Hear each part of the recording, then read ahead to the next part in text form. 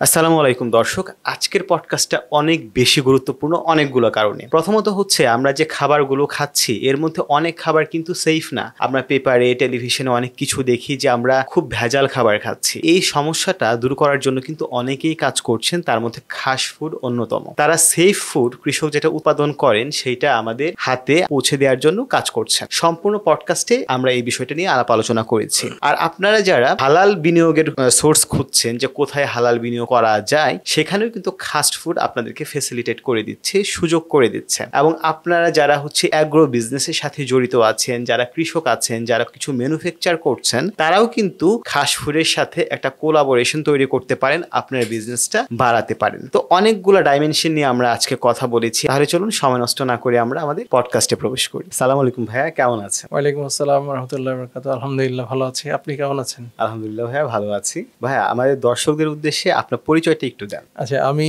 Habibul Mustafa Arman, co-founder এবং managing director খাস food. খাস ফুড হচ্ছে কি একটা সেফ ফুড ব্র্যান্ড, যারা আসলে বাংলাদেশের 17 কোটি মানুষের নিরাপদ খাদ্যের সংস্থানের জন্য নিরন্তর প্রচেষ্টা চালিয়ে যাচ্ছে, যাতে আমরা সবার কাছেই নিরাপদ খাদ্য পৌঁছে দিতে পারি, সেটার জন্যই চেষ্টা করে যাচ্ছি।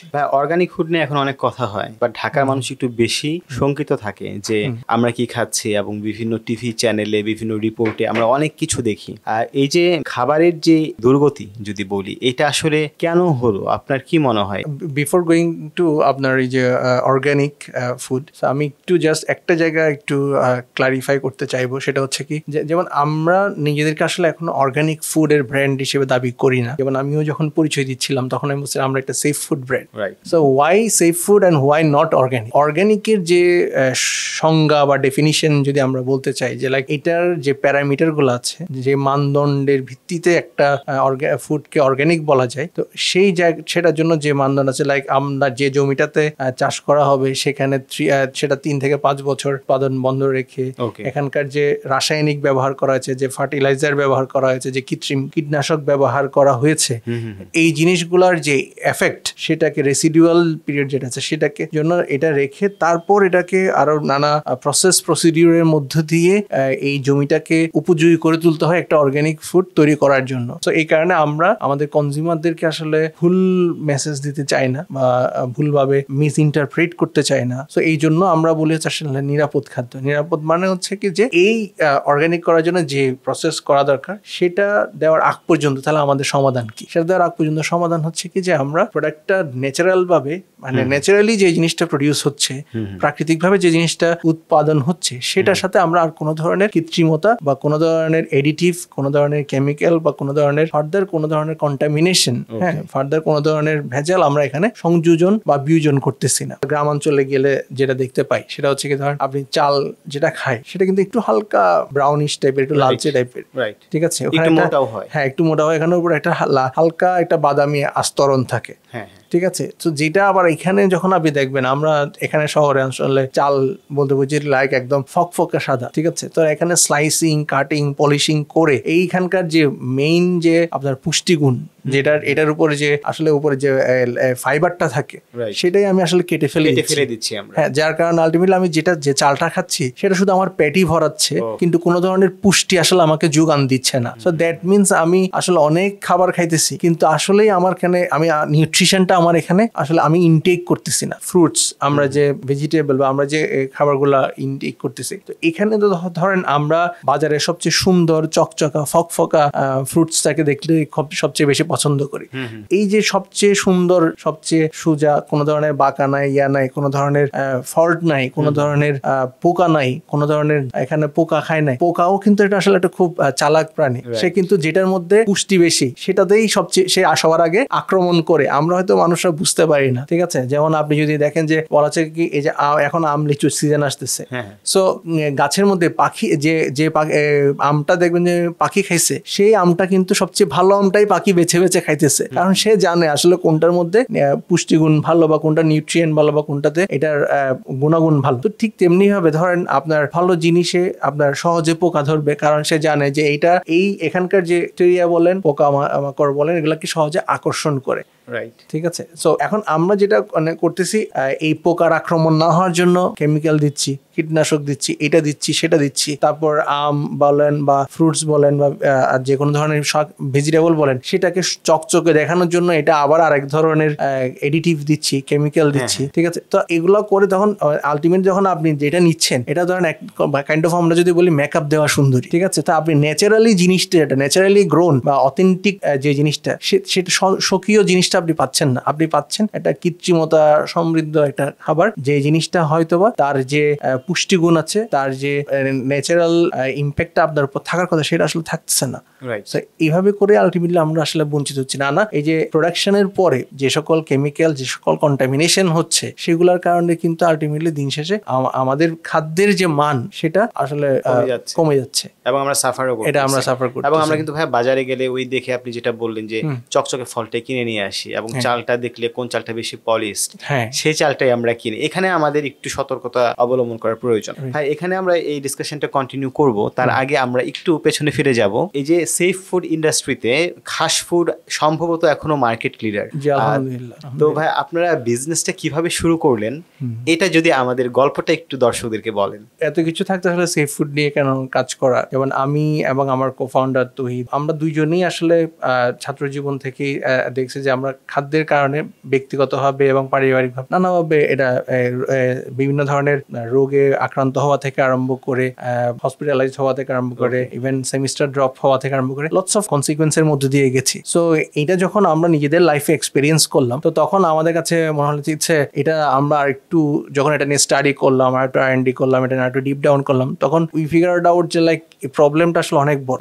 ঠিক আছে, স্টুডেন্ট লাইফে কি আপনারা, যেমন আমার যেমন তৌহিদ, সে তারপর একটা সেমিস্টার ড্রপ করে অসুস্থতার কারণে, এবং সে পরীক্ষা দিতে পারে নাই এন্ড সো অন। এবং আমরা দেখছি যে আমাদের এই যে চারপাশে আমাদের ফ্যামিলিতে বা আদার্স বা যে লোকজন যারা অসুস্থ হচ্ছে বিভিন্ন ধরনের নন কিউরেবল মেজর ডিজিজ, যেগুলো সেটা ডায়াবেটিস হোক, সেটা ক্যান্সার হোক বা আদার্স, এটার অনেকগুলো কারণের মধ্যে একটা অন্যতম কারণ বা অন্যতম নিয়ামক হচ্ছে আমাদের খাদ্যাভ্যাস এবং আমরা কি খাবার গ্রহণ করতেছি সেটা। সো আমরা আসলে আমাদের খাদ্যাভ্যাস ব্যাপকভাবে নষ্ট হয়ে গেছে। আমরা যে খাবারগুলো খাচ্ছি, যে খাবারটা গ্রহণ করা, কারণ খাবার এমন একটা জিনিস যেটা আমাদের শরীর, মন এবং আধ্যাত্মিকতা সবকিছুকে আসলে নিয়ন্ত্রণ করে। আপনার যদি সঠিক খাবার গ্রহণ করতে, আপনার শরীর ভালো থাকলে আপনার মন ভালো থাকবে, মন ভালো থাকলে আপনার এটা একটা ইকোনমিক এফেক্টও আছে, আসলে আছে, যে আপনি অসুস্থ থাকলে তো স্বাভাবিকভাবে আপনি কাজ করতে পারছেন না, এন্ড স্বাভাবিকভাবে আপনি ইনকাম করতে পারবেন না, এন্ড আপনার ফ্যামিলিকেও ভালো রাখতে পারবেন না। 14-15 সালের দিকে বা 12-13 এই সময়টাতে ফরমালিন বা আদার্স এগুলো কিন্তু খুব একদম বাজওয়ার্ড ছিল। দেখলাম যে এখানে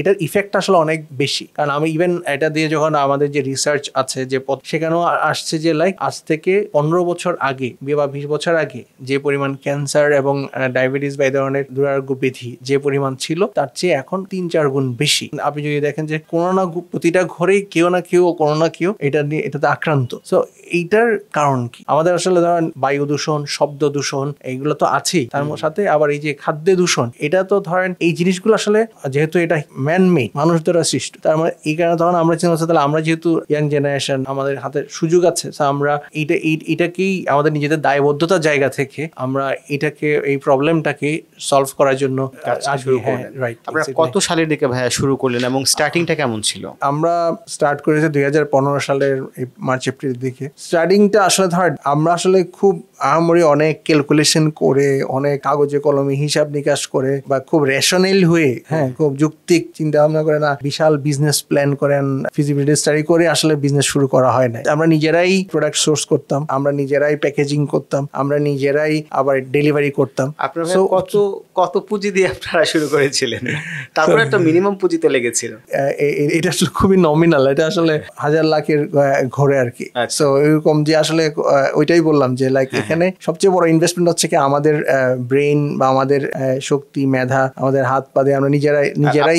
প্রোডাক্ট কি ছিল, মানে কি আমরা কোন চ্যানেলে বিক্রি শুরু করলেন? আচ্ছা, আমরা ইনিশিয়ালি যে প্রোডাক্টগুলো নিয়ে কাজ করা শুরু করি সেটা হচ্ছে কি ধরেন মধু ছিল, শুটকি ছিল, তারপর আম ছিল, তারপর হচ্ছে আপনার মুড়ি বা এই ধরনের কিছু আইটেম দিয়ে আমরা শুরু করি। সো আমরা ইনিশিয়াল 2015 সালটা মোস্টলি ফোকাস করেছি আমাদের যারা পরিচিত মহল আছে, friends and family and others, এদেরকে ট্রাই আউট করা। সো আমরা যখন আসলে বিজনেসটা শুরু করলাম বা রান করলাম, তখন আসলে চিন্তা করলাম ধরেন এই যে আমরা যে সেফ ফুড নিয়ে কথা বলতেছি, সো ফুড ইন্ডাস্ট্রি ইন্ডাস্ট্রি তো আসলে অনেক বড়, Right. এবং এখানে যারা আসলে প্লে করে এটা সবাই giant and they have lots of muscle power, financial power. So ওইটার সাথে আসলে how do I compete? Right. So তখন আসলে আমরা চিন্তা করলাম যে তাহলে কিভাবে করে কম খরচে, কম এফোর্টে, কম এনার্জি বার্ন করে আমি বেশি ইম্প্যাক্ট করতে পারি। তো সেই জায়গা থেকে চিন্তা করলাম যে আমরা এখন সোশ্যাল মিডিয়ার যুগ, চিন্তা করলাম যে এই সোশ্যাল মিডিয়াতে যদি আমরা প্রপারলি কনজিউমারকে অ্যাড্রেস করতে পারি তাহলে এটাতে আমাদের less cost, less effort and less initiative আমরা অনেক বেশি ইম্প্যাক্ট ফেলতে পারবো। ওইখান থেকে চিন্তা থেকে আমরা প্রথম আমাদের চ্যানেল হিসেবে আমাদের ফেসবুকটাকেই বেছে নিই। তখন কিন্তু এখনকার মতো অত ফেসবুক পেজ ছিল না, বা তো যার কারণে আমরা কিন্তু তখন একটা ভালো মাইলেজ পাইছি। ওকে, ঠিক আছে, কারণ এখন যে পরিমাণ এফ কমার্স আছে, এখন যে পরিমাণ ফেসবুক পেজ আছে, 14 সালে আসলে এই পরিমাণ ছিল না। যে কারণে দেখা যাচ্ছে কি তখন আমরা অল্প এফোর্টে, অল্প কস্টে আমরা অনেক বেশি মানুষের কাছে রিচ করতে পেরেছি। হ্যাঁ, অনেক মানুষজনকে আমরা করতে পেরেছি। এখন যেটা হচ্ছে কি অনেক বেশি ডিফিকাল্ট হয়ে গেছে বা অনেক কস্টলি হয়ে গেছে। এটা ওইখান থেকেই শুরু। সো আমরা ফেসবুক দিয়েই আমাদের টোটাল জার্নিটা শুরু as a Facebook commerce. So এবং 2015 সালটা মোস্টলি আমরা ফেসবুকে যা অর্ডার আসতো প্লাস পরিচিত ফ্রেন্ডস এন্ড ফ্যামিলি বা বিভিন্ন জনকে দেওয়া এবং তাদের ওয়ার্ড অফ মাউথের মাধ্যমে আমরা যা অর্ডার পেতাম সেগুলো সার্ভ করতাম। So 2015 was kind of it's a feasibility year, এবং আলহামদুলিল্লাহ আমরা এই 2015 সালে কনজিউমারদের থেকে খুব ভালো রেসপন্স পাই। এবং এটাই আমাদেরকে আসলে সামনের দিকে এগিয়ে যাওয়ার জন্য আমাদেরকে অনুপ্রেরণা হয়ে কাজ করে, যার ভিত্তিতে আমরা 2016 সালে এসে প্রথম আমরা নিজেদের ওয়েবসাইট ডেভেলপ করি। এক বছর ফেসবুক পেজে চলল, পরে ওয়েবসাইট। হ্যাঁ, এবং 2016 সালেই জানুয়ারিতেই আমরা আমাদের নিজেদের fast food as a company, private limited company হিসেবে আমরা আরজিএসসি তে রেজিস্টার্ড করাই।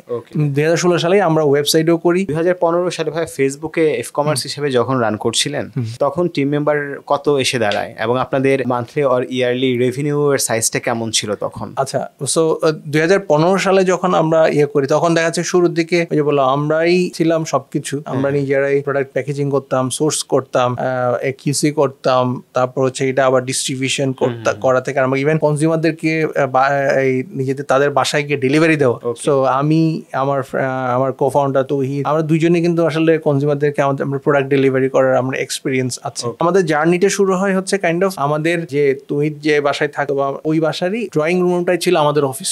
সো ওই 100 স্কোয়ার ফিটের ওই রুমটাই ছিল আমাদের অফিস। এবং পরবর্তীতে 2015 সালের শেষের দিকে এসে আমরা আরেকটা ছোট ওয়্যার হাউস কাইন্ড অফ ভাড়া করি। সো এই দুইটার সমন্বয়ে আসলে আমাদের অপারেশনস চলতেছিল। সো 2016-তে পরে গিয়ে আমরা হচ্ছে অফিসিয়ালি আরেকটা অফিস ভাড়া করি এন্ড সো অন। সো 2015 যখন শেষ হচ্ছে তখন মনে হয় অ্যাপার্ট ফ্রম আমরা আমাদের আরো দুইজন অ্যাডভেস্ট আমাদের টিম মেম্বার ছিল। সো ওভারঅল সব মিলাই আমাদের 4 থেকে 5 জনের একটা টিম ছিল যখন শেষ হচ্ছে। এরপর হচ্ছে আপনাদের বিজনেস স্ট্র্যাটেজিটা কি ছিল? সো ওভার দ্য টাইম আসলে বিজনেসের প্যারাডাইম শিফট হয়েছে। বা আমরা তখন প্রথম এফ কমার্স ছিল বা ফেসবুক পেজ ছিল, তারপর ই কমার্স হলো। তারপর একটা সময় গিয়ে যখন দেখা যাচ্ছে কি number of orders, online order অনেক বেশি বাড়তে থাকলো, তখন দেখা যাচ্ছে কি আসলে একটা জায়গা থেকে through out the Dhaka city আমরা আসলে হোম ডেলিভারি করে এটা পোষাতে পারছিলাম না। হোম ডেলিভারিটাকে অ্যাড্রেস করার জন্য বা এটাকে ফেসিলিটি সহজ করার জন্য আমাদের তখন অফিস ছিল kind of Mohakhali. So Mohakhali kind of বলতে পারেন আপনি ঢাকা শহরের একদম সেন্ট্রাল এরিয়া, যে এখান থেকে যেদিকেই যান মোটামুটি ইকুয়াল রেডিয়াস আপনার আসবে ফার্ম গেট বা মহাখালী এরিয়া থেকে, এবং এখান থেকে যে কোনো দিকে মুভ করা খুব ইজি। সো ওই কনসিডারেশন থেকেই কিন্তু আমরা ওইখানে ওয়্যার হাউস এন্ড অফিস করি। কিন্তু আসলে একটা জায়গা থেকে সারা ঢাকা শহর কভার করা it's not cost effective and cost efficient actually. So ওই জায়গায় কারণ ধরেন আপনি একটা মানুষ এখান থেকে যখন উত্তরা যাবে গিয়ে আবার ওখান থেকে এসে আরেকবার ওখানে ডেলিভারি দেওয়া পসিবল হয় না।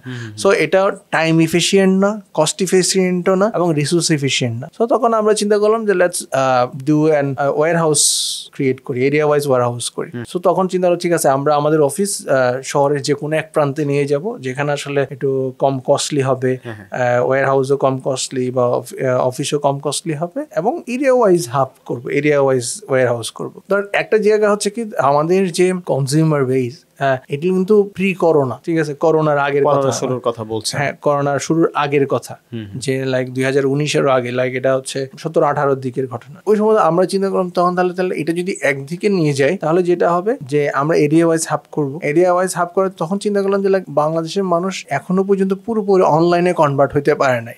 আমাদের যারা ইয়াং জেনারেশন, যারা আসলে অনলাইনের প্রতি অনেক বেশি ইউজ টু, বিশেষ করে young professional and young executive and others. So এই যে এই সেগমেন্টটা আসলে এখনো সব সব জায়গায় আপনার ডিসিশন মেকিং এর জায়গায় পৌঁছাতে পারে নাই। আবার এখনো অনেকের কাছে মনে হয় যে লাইক সুপার শপে গিয়ে বা এখনো বাজারে গিয়ে টাচ এন্ড ফিলের ব্যাপারটাতে তারা এখনো কমফোর্ট ফিল করে এবং তারা এটাতে এখনো এনজয় করে। এবং একটা মানে আমি এমনও ফিডব্যাক পেয়েছি যে লাইক আমার ফ্রেন্ডের ওয়াইফ, সে হচ্ছে জব করে, সো সে এই বাজার করতে যায় বিকজ অফ সে তার এটা হচ্ছে সারাদিনের যে প্রেশারটাকে রিলিভ করে, স্ট্রেস রিলিজের জন্য কাজ করে, ঠিক আছে। সো ধরেন আবার ধরেন group of people old এল্ডার generation যারা, তাদের কাছে ধরেন তাদের মধ্যে গিয়ে মাছের ফুল কাটা তুলে ধরা, এটা একটু টাচ করা, এটা তাদেরকে একটা ডিফারেন্ট ফিল দেয়। এই জায়গাতে তার এখান থেকে আমরা আসলে এখনো এই টোটাল শিফটিংটা হইতে আর it will take more years. ওই জায়গা থেকে আমরা চিন্তা করলাম যে লাইক ওয়াই ডোন্ট উই, আমরা যদি ওয়্যার হাউস করবোই তাহলে ওয়্যার হাউসের মধ্যে মানুষজনকে ফিজিক্যালি এসে নিয়ে যাওয়ারটাকেও আমরা অ্যাকোমোডেট করতে পারি কিনা। সো সেখান থেকে আমরা ওয়্যার হাউস কাম আউটলেট মডেলটা আমরা অমনি কমার্স, হ্যাঁ অমনি কমার্স মডেলটা আমরা ইনকর্পোরেট করি। সো তখন আমরা যখন ঠিক আছে আমরা ওয়্যার হাউস করবো, কিন্তু ওয়্যার হাউস গুলো হবে এক একটা outlet, front facing, customer facing and route facing outlet, যেখান থেকে কনজিউমাররা এসে ফিজিক্যালি এসে আমাদের প্রোডাক্ট গুলা পিক করতে পারবে, অ্যাজ ওয়েল এস সে অনলাইন তার অর্ডার গুলোও সার্ভ। সো আমাদের প্রত্যেকটা আউটলেটের একটা রেডিয়াস আছে। সো ওই রেডিয়াসের মধ্যে যে অর্ডার গুলো আসে, সো এটা warehouse wise outlet wise ভাগ হয়ে যায়। ওই এরিয়ার মধ্যে আসলে ওই আউটলেট ডেলিভারি করে, প্লাস আমাদের কনজিউমাররাও ফিজিক্যালি এসে এই আউটলেট পারচেজ গুলো করতে পারে। তো এইভাবে করে আমরা ধরেন ওয়্যার হাউস করতে থাকলাম, আউটলেট করতে থাকলাম। সো বলতে গেলে এখন রাইট নাও আমাদের প্রায় 16টা প্লাস আউটলেট আছে। ঢাকার মধ্যে 11টা আউটলেট আছে, চিটং এ আছে 2টা, সিলেটে আছে 2টা এবং কুমিল্লাতে আছে একটা। তো আলহামদুলিল্লাহ এরা এইখানে একটা সময় পরে গিয়ে আমাদের রিয়েলাইজেশন হইলো যে লাইক আমরা আসলে কি হতে চাচ্ছি, আমাদের অরিজিনাল অবজেক্টিভ কি, এন্ড আমরা কি হতে আসছিলাম। সো দিন শেষে তো আসলে আমরা একটা সেফ ফুড ব্র্যান্ড হতে চাইছি। সো আমরা কখনো এফ কমার্সও আমাদের আইডেন্টিটি না, ই কমার্সও আমাদের আইডেন্টিটি না, বা আমি একটা চেইন শপের ব্র্যান্ডও না। যে লাইক তার মানে হচ্ছে কি এগুলো সবই হচ্ছে আমার অনেকগুলো সেলস চ্যানেলের মধ্যে এক একটা সেলস চ্যানেল। আমার চেইন শপ গুলাও হচ্ছে বা চেইন স্টোর গুলা বা ব্রিক এন্ড মর্টার স্টোর গুলো হচ্ছে আমার একটা সেলস চ্যানেল, আমার ওয়েবসাইট একটা সেলস চ্যানেল, আমার হটলাইন বলেন, আমার ফেসবুক বলেন, এগুলো এক একটা সেলস চ্যানেল। তখন আমাদের তাহলে আমি যদি সেফ ফুড ব্র্যান্ড হতে চাই, তাহলে আমার অবজেক্টিভ হচ্ছে কি আমি যত বেশি মানুষের কাছে রিচ আউট করতে পারি, যত বেশি মানুষকে আমি পৌঁছাতে পারি। তো তখন আমাদের চিন্তা আমরা তাহলে ওয়াই নট আমি ধরেন আমি আরো সেলস চ্যানেল ওপেন করি। এই তখন আমরা কি করলাম, আমাদের থার্ড পার্টি বিভিন্ন ই কমার্স গুলাকে আমাদের প্রোডাক্ট দেওয়া শুরু করলাম। সেটা চাল ডাল, দারাজ বা ইভেন রকমারি, সো এই ধরনের যত ধরনের ফুড পান্ডা, পাঠাও, সবাইকেই আমরা প্রোডাক্ট দেওয়া শুরু করলাম। সো এই দেন আমরা এক্সপ্লোর করলাম লাইক আমাদের একটা সময় গিয়ে আমরা আমাদের কর্পোরেট হাউস গুলোও আমরা এক্সপ্লোর করা শুরু করলাম। ইভেন আমরা টুল ম্যানুফ্যাকচারিং এরও কাজ করেছি বিভিন্ন ব্র্যান্ডের জন্য, ঠিক আছে। যেমন ইভেন আমরা যদি বলি যে এফএমসিজি লাইক এসএমসির জন্য আমরা টুল ম্যানুফ্যাকচারিং করেছি। রাইট নাও আমরা আরো সেলস চ্যানেল এক্সপ্লোর করতেছি, ইভেন এক্সপোর্টের জন্য আমরা ট্রাই আউট এক্সপোর্ট কি হচ্ছে কোথাও এখন হ্যাঁ আমরা অলরেডি এক্সপোর্ট করেছি। যেমন আমরা অলরেডি সৌদি আরবে এক্সপোর্ট করেছি সরিষার তেল, দুবাইতে আমরা আন্ডার কনভারসেশন, সো হোপফুলি খুব রিসেন্টলি আমরা করতে পারবো। ইভেন কাতারেও আমাদের বায়ারের সাথে প্রাইস নেগোসিয়েশন চলতেছে। আচ্ছা ভাই, আমি একটু পেছনের দিকে যাব। 2016-তে যখন আপনি হচ্ছে ফেসবুক থেকে ই কমার্স থেকে শিফট করলেন, এখন তো আলহামদুলিল্লাহ অনেকগুলো সেলস চ্যানেল আছে, খাস ফুডকে অনেক মানুষ চেনে, বাট তখন কিন্তু ফেসবুকের যে আপনার অডিয়েন্স বেসটা ছিল, ওখান থেকে আপনার ই কমার্স একটা ওয়েবসাইটে, কারণ বাংলাদেশের মানুষ কিন্তু হচ্ছে ফেসবুক বলতে ইন্টারনেট বুঝে অনেকেই, এবং অনেক লোকজন হচ্ছে কিন্তু বিভিন্ন সাইটে সার্চ করে যে প্রোডাক্ট অর্ডার করবে, এটা কিন্তু এই হ্যাবিটটা বিল্ড করা কিন্তু ডিফিকাল্ট। তো ওই সময় আপনারা কেমন চ্যালেঞ্জ ফিল করেছেন এবং এটা কিভাবে সলভ করেছেন ওই টাইমে? আমরা সবসময় বিশ্বাস করি এবং এখনো স্ট্রংলি বিলিভ করি, সেটা হচ্ছে কি আমাদের যে গ্রোথ, এটার অন্যতম ড্রাইভার হচ্ছে আমাদের কনজিউমারদের ওয়ার্ড অফ মাউথ। সো আমাদের যত লয়াল কনজিউমাররা আছেন, আমাদের যারা গ্রাহকরা আছেন, তারা আমাদের they work like our brand ambassador, honorary brand ambassador, unpaid brand ambassador. So তারা যে কনজিউম করে যখন স্যাটিসফাইড হচ্ছে, তখন তারা 8-10 জনকে বলতেছে, তার ফ্রেন্ডস এন্ড ফ্যামিলিকে বলতেছে, এবং এটাই আমাদের গ্রোথের পিছনে আমাদেরকে হেল্প করেছে। আমরা সবসময়ই চেয়েছি কনজিউমারদেরকে কোয়ালিটি প্রোডাক্ট দেওয়ার জন্য, আমরা যে জিনিসটা প্রমিস করতেছি সেই জিনিসটা ডেলিভারি করার জন্য। আমাদের আউটলেটে লেখা থাকে যে আমরা বিক্রিত পণ্য ফেরত নেই। আপনার ধরুন ধরেন আমরা অন্যান্য দোকানে গেলে দেখা যায় যে বিক্রিত পণ্য ফেরত নেওয়া হয় না, তো আমাদের ক্ষেত্রে উল্টা, আমরা লিখছি হচ্ছে কি আমরা বিক্রিত পণ্য ফেরত দিই, কোয়ালিটি খারাপ ঠিক আছে, যদি মনে করেন আপনি যদি কোনো কমপ্লেইন থাকে ফিল ফ্রি টু ইয়াস। এবং আমাদের কিন্তু খুব খুব সুন্দর এবং স্ট্রং রিপ্লেস এবং রিফান্ড পলিসি আছে। আপনার যদি খারাপ লাগে আপনি এটা রিপ্লেস করতে পারবেন, ইভেন আপনি রিফান্ড নিতে পারেন। হ্যাঁ, আমরা ধরেন ওই সেম প্রোডাক্ট বেটার কোয়ালিটি দেওয়া, না হলে আপনি যদি মনে না এটা আমি অন্য কিছু নিব, সেটাও আমরা দিচ্ছি। এবং এজ ওয়েল কেউ কমপ্লেইন করলে আমরা শুধু তাকে রিপ্লেস দিচ্ছি ব্যাপারটা তাই না, প্লাস আমরা তাদেরকে একটা সরি গিফট বা অ্যাপোলজি গিফটও পাঠাই, যে give them like we are sorry যে আপনি একটা ব্যাড এক্সপেরিয়েন্স করেছেন। আমরা অল টাইম এখানে জিনিসটা হচ্ছে কি যে আমরা সবসময় যে আমরা আমাদের উদ্দেশ্যের প্রতি সৎ, কনজিউমারদের প্রতি সৎ, এবং আমরা মনে করি যে আমরা যখন কনজিউমারদেরকে এই সততার সাথে আমরা কোয়ালিটি প্রোডাক্ট এবং কোয়ালিটি সার্ভিস দিয়েছি, কনজিউমার সেটাতে সন্তুষ্ট হয়ে 8-10 জনকে এটা সম্পর্কে বলেছে। এটাই আমাদের কনফিডেন্স হিসেবে করেছে নাম্বার 1। আর নাম্বার 2 ধরেন তারপরও ফেসবুক বা ই কমার্স এগুলো নিয়ে ধরেন ট্রাস্ট ইস্যু, কনফিডেন্স ইস্যু, এই জায়গায় আমাদের আউটলেট গুলো একটা ট্রাস্ট বিল্ড করতে হেল্প করেছে। এটা যেমন ধরেন আমাদেরকে হয়তো অনেকেই অনলাইনে দেখেছে, হ্যাঁ, কিন্তু হয়তো বা কেনার সাহস করে নাই যে লাইক সঠিক প্রোডাক্টটা পাবো কিনা, তারা কি থাকবে কি থাকবে না, বা প্রোডাক্ট যদি খারাপ আসে আমি কাকে আবার প্রপার রিপ্লেসমেন্ট বা রিফান্ড দিবে কিনা। এই দোনোমনার মধ্যে যারা ছিল তারা যখন দেখলো যে এটা আউটলেট আছে, so then he has an infrastructure যেখানে গিয়ে আমি ধরতে পারবো বা যেখানে গিয়ে আমি ক্লেম করতে পারবো, এটা তাকে ট্রাস্ট গেইন করেছে। সো আমরা অনেকে দেখেছি যে অনলাইনে দেখছে কিনে নাই, কিন্তু আউটলেটে সে এটা চলো দেখি গিয়ে দেখে আসি। তো আবার অনেকে হচ্ছে কি এখান থেকে ফিজিক্যাল স্টোর থেকে কিনে পরে আবার অনলাইনে কনভার্ট হয়ে গেছে। অ্যাকুইজিশনটা, হ্যাঁ রাইট, এটা brand visibility and brand awareness ক্রিয়েটের ক্ষেত্রে হেল্প করেছে, এবং এটা কনজিউমার অ্যাকুয়ারের ক্ষেত্রে হেল্প করছে। সে এখান থেকে নেওয়ার পরে দেন এটা আবার সে আবার অনলাইনে অর্ডার করা শুরু করছে। So this also happened. Apart from that ধরেন আমাদের আউটলেটগুলোর এক্সপানশনটাও আসলে অনেক বেশি এটাকে ব্র্যান্ড অ্যাওয়ারনেস বিল্ডিং, ব্র্যান্ড ভিজিবিলিটির ক্ষেত্রে আমাদেরকে হেল্প করছে। অ্যান্ড লাস্টলি আমরা একটা জিনিস খুবই করেছি যে consumer awareness rather than selling product. আমরা মোস্ট অফ দ্য ফেসবুক পেজের ক্ষেত্রে এখন আমরা যেটা দেখতেছি সেটা হচ্ছে খালি প্রোডাক্ট পুশ করা। সো প্রোডাক্ট পুশ করা, প্রোডাক্ট সেল করার চেষ্টা করা। So from the very beginning এবং টিল ডেট আমাদের মেইন ফোকাস হচ্ছে ব্র্যান্ড অ্যাওয়ারনেস। আমরা কাজ করেছি সেফ ফুড অ্যাওয়ারনেসের জন্য। আমরা মানুষজনকে সেফ ফুডের প্রয়োজনীয়তা বোঝানোর চেষ্টা করেছি, তাদেরকে এডুকেট করার চেষ্টা করেছি, অ্যাওয়ার করার চেষ্টা করেছি, এবং ব্র্যান্ড অ্যাওয়ারনেস নিয়ে কাজ করেছি। তো আমরা মনে করি যে ব্র্যান্ড অ্যাওয়ার হলে মানুষজন সেফ ফুডের প্রয়োজনীয়তা ফিল করলে, এটা যদি বুঝতে পারে, তাহলে সে ডেফিনেটলি সে যদি আমার থেকেও প্রোডাক্ট নিতে পারে, অন্য কারো থেকেও প্রোডাক্ট নিতে পারে, I don't have issues.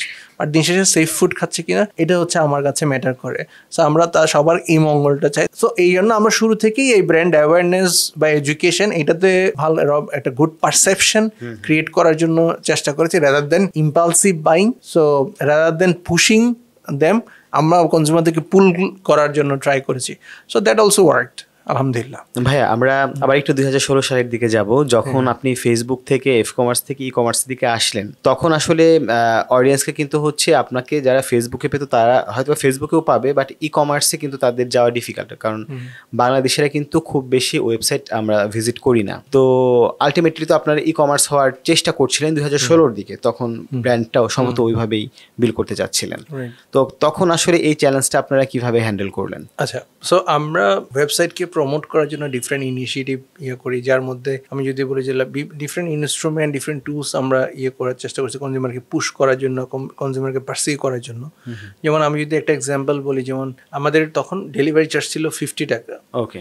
So আমরা যেটা একটা করলাম যে লাইক ঠিক আছে, আপনি যদি ওয়েবসাইটে অর্ডার করেন আপনি 30 টাকায় ডেলিভারি চার্জে হোম ডেলিভারি পেয়ে যাবেন। ওয়ারাস ফেসবুক বা ফোন কলে অর্ডার করলে কিন্তু আপনি 50 টাকাই থাকতেছে।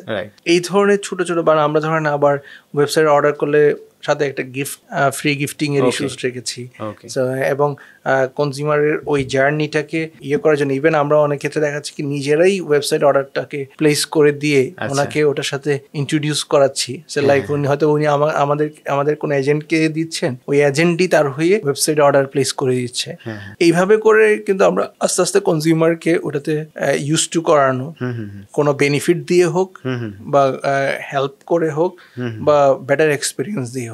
কত সালের দিকে ফার্স্ট আউটলেটটা আপনারা? আমরা 2018 সালে সালের দিকে এটা নিয়ে ইয়ে করি এবং 18 সালেই মোটামুটি প্রথম আমাদের ওয়েবসাইট আউটলেট হয়। কোথায় ছিল আমাদের এটা? আমাদের সর্বপ্রথম আউটলেট ছিল আমাদের বাড্ডাতে। ওকে, ঠিক আছে। সো পরবর্তীতে ওইটার পরে আমাদের আউটলেট ছিল উত্তরাতে, এরপরে হয় হচ্ছে আমাদের গোপীবাগ পুরান ঢাকার দিকে। তো এরকম ভাবে আমরা ছোট ছোট আউটলেট দেওয়া শুরু করি। সো আউটলেট দিতে গিয়ে একটা জিনিস এক্সপিরিয়েন্স করলাম, ইটস এন কাইন্ড অফ আমি হয়ে যাচ্ছে একটা রিয়েল এস্টেট কোম্পানি। ওকে, খুব হ্যাপি অ্যান্ড হ্যাপেনিং প্লেসে আমার আউটলেট হইতে হবে, যেখানে কনজিউমারদের একটা ভালো ফুটফল আছে এবং যাতে আমার একটা কনজিউমারদের ভিজিবিলিটি বলেন এবং এন্ট্রান্স বলেন, সেলস বলেন, সবকিছুকে মাথায় রেখে। সো এটা যখন করতে যাচ্ছি, যখন since it's a real estate game, so তখন গিয়ে দেখা যাচ্ছে কি আমার ইনভেস্টমেন্ট অনেক হাই হয়ে যাচ্ছে। তখন পর্যন্ত সেলফ ফান্ডেডই ছিল, ফ্র্যাঞ্চাইজি তখনো আসে না, ফ্র্যাঞ্চাইজি তখনো আসেনি।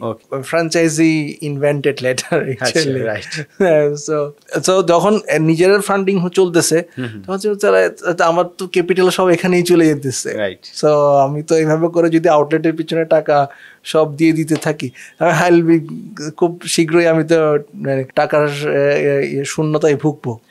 তখন আমাদের মাথায় সচেতন করলে ট্রাই লাইক এমন কিছু যাতে হচ্ছে যেখানে আমার ইনভেস্ট করা লাগবে না, someone else will invest, আমরা হচ্ছে কি ওভারঅল ব্র্যান্ডিং, মার্কেটিং, প্রোডাক্টের ডেলিভারি বা আদার্স মেইনটেনেন্স এন্ড আদার্স ওই জিনিসগুলোকে ইয়ে করবো। সো তখনই আমাদের ফ্র্যাঞ্চাইজি মডেলটা আসে। কত নম্বর আউটলেটটা ফ্র্যাঞ্চাইজি দিলেন? তৃতীয় আউটলেটটাই আমরা মানে এরকম এক্সটার্নাল ফান্ডিং দিয়েই স্টার্ট করি। ওকে, এখন তো 16টা। এখন 16টা। সো এর মধ্যে কখন কিছু আমাদের নিজেদের ফান্ডেড ছিল, কিছুটা ফ্র্যাঞ্চাইজি ছিল, এখন 16টাই ফ্র্যাঞ্চাইজি। ওকে, এখন হচ্ছে আমরা সবকিছুই ফ্র্যাঞ্চাইজিতে কনভার্ট করাই দিছি। যে লাইক এখানে ফ্র্যাঞ্চাইজি মডেলটাও আমাদের আসলে এখন 2টা মডেলে রান করে। সো একটা সময় ফ্র্যাঞ্চাইজি ছিল যে ফ্র্যাঞ্চাইজি যিনি ছিলেন উনি ফান্ডিং করতো, আমরা আমাদের ডেকোরেশন, আমাদের স্ট্রাকচার আমরা সবকিছুই বলে দিতাম, বলে এইটা এই অনুযায়ী হইতে হবে, এভাবে হইতে হবে, and terms and condition this and that and বাকি সবকিছু উনি ইনভেস্ট করে ইনফ্রাস্ট্রাকচার টোটালটাই আমাদেরকে রেডি করে দিত। ওকে, যে total initial investment, initial infrastructure টোটালটাই আমাদের যিনি ইনভেস্টর ছিলেন বা যিনি ফ্র্যাঞ্চাইজি ছিলেন তা ওনাদের হাতে থাকে। এবং এরপরে ম্যানেজমেন্ট বলেন বলেন ওটাও ওনারা ইয়া করতো, টেক কেয়ার করতো। তো একটা সময় গিয়ে মনে হলো যে না, আসলে ফ্র্যাঞ্চাইজিরা আসলে ম্যানেজ করতে গেলে যে পরিমাণ আসলে ব্র্যান্ড বিল্ডিং এ যে ফোকাসটা থাকা দরকার বা ওনাদের যে পরিমাণ এফোর্ট বা টাইম এন্ড এফোর্ট দেওয়া দরকার, ওই জায়গাগুলোতে কিছু হয়তো বা আমাদের ম্যাচিং হচ্ছে না, বা এক্সপেকটেশন এবং ডেলিভারির মধ্যে একটা গ্যাপ তৈরি হচ্ছে, কিছু কনফ্লিক্ট অফ ইন্টারেস্ট গ্রো করছে। সো ওই জায়গা থেকে তখন আমরা আবার ফ্র্যাঞ্চাইজিটাকে আর একটু ডিফারেন্ট ইয়েতে চলে গেলাম যে লাইক এখন যিনি ফ্র্যাঞ্চাইজি হবেন আপনার টোটাল ইনভেস্টমেন্টটা করবে, টোটাল ইনিশিয়াল ইনফ্রাস্ট্রাকচারটা দাঁড় করানোর জন্য, টোটাল বিজনেসটাকে রানেবল, শোটাকে রান করার জন্য উপযোগী করে তুলবেন, প্রোডাক্ট তোলা সহ আর সবকিছু মিলাই। দেন ম্যানেজমেন্ট বলেন, মেনটেইন বলেন, টোটাল জিনিসটাকে আর শোটাকে রান করা বলেন, সেটা হচ্ছে কোম্পানি ম্যানেজ এন্ড মেনটেইন করে যিনি ইনভেস্টার থাকবেন এভরি মান্থে বা এভরি 2 মান্থস অর এভরি 3 মান্থসে টোটাল হিসাব নিকাশ করে লাভ লস কি হলো না হলো সেটা বুঝাই দিয়ে দিই। সো এইভাবে করে আমাদের ফ্র্যাঞ্চাইজি ইয়ে করলো। সো এইটা আলহামদুলিল্লাহ ওয়ার্কড। যে লাইক আমরা যখন আমরা নিজেরা ফান্ডিং করে আগাচ্ছিলাম তখন দেখা যাচ্ছে একটু স্লো ছিল। সো যখন আমরা আসলে ফ্র্যাঞ্চাইজি মডেলে চলে গেলাম তখন এটা খুব বুম করা শুরু করলো। সো রিসেন্টলি আমরা আবার একটু পজ দিয়েছিলাম যাতে ওভারঅল অপারেশনটাকে স্টেবল করার জন্য। এখন আমরা আবার ফ্র্যাঞ্চাইজি দিচ্ছি নতুন বেশ কিছু আউটলেট, যেমন আমরা ঢাকাতেও কিছু নতুন ফ্র্যাঞ্চাইজি দিচ্ছি, তারপর কুমিল্লা, চিটাগং এগুলাতেও আমরা নতুন ফ্র্যাঞ্চাইজি আউটলেট খুলতেছি। প্লাস এই বেল্টে যেমন কক্সবাজার, নোয়াখালী, ফেনী এই বেল্টটাতেও আমরা নতুন করে ফ্র্যাঞ্চাইজি আউটলেট খুলতেছি। সো অলরেডি আমার টিম বলতেছে we are getting a tremendous response আলহামদুলিল্লাহ, যে অনেকেই উৎসাহী যে লাইক খাসফুডের ফ্র্যাঞ্চাইজি বা খাসফুডের আউটলেট ও সকল এরিয়াতে নিয়ে যাওয়ার জন্য। এখন যিনি ফান্ডিং করছেন মানে যিনি ফ্র্যাঞ্চাইজিটা নিচ্ছেন উনি হচ্ছে স্ট্রাকচারটা, দোকান ভাড়া এন্ড এভরিথিং, স্পেস নিয়ে ভাড়া ঠিক না, অ্যাডভান্সটা উনি করছেন, ইনফ্রাস্ট্রাকচারটা উনি করে দিচ্ছেন, উনি করে দিবে। এরপর ডেকোরেশন এবং প্রোডাক্ট তুলে দেওয়া পর্যন্ত যত ইনভেস্টমেন্ট বা যত কস্টিং এটা উনি করবেন, এটা উনারা করছেন। হ্যাঁ, করে দেওয়ার পরে প্রোডাক্টটা এই আউটলেটটা রানেবল করে দিয়ে মানে আমাদেরকে বুঝাই দিবে। দেন আমরা day to day operation run করে প্রতি মাসে কি পরিমাণ টাকা সেল হলো, কি পরিমাণ খরচ হলো, লাভ লস কি হলো সেটা আমরা ক্যালকুলেট করে ওনার সাথে। এখানে ভাই আরেকটু ব্রেকডাউন করি। ফর এক্সাম্পল আউটলেট তো হয়ে গেল, ডেকোরেশন হয়ে গেল, এখন যে ইনভেন্টরিটা যে আমরা হচ্ছে দোকানে উঠাবো, এটার কস্টিংটা কি উনি পারচেজ করবে, উনি কিনে দিবে। বাট যে রিসোর্স গুলো থাকবে, যিনি সেলস পারসন থাকবে, এরপর যখন আপনি প্রথমবার প্রোডাক্টটা উনি কিনে দিবে, কিনে দেওয়ার পরে দেন উনি আমাকে আউটলেটটা হ্যান্ড ওভার করে দিলেন। দেন আমরা রিসোর্স রিক্রুট করলাম, রিক্রুট করে এবার সেলস শুরু হলো।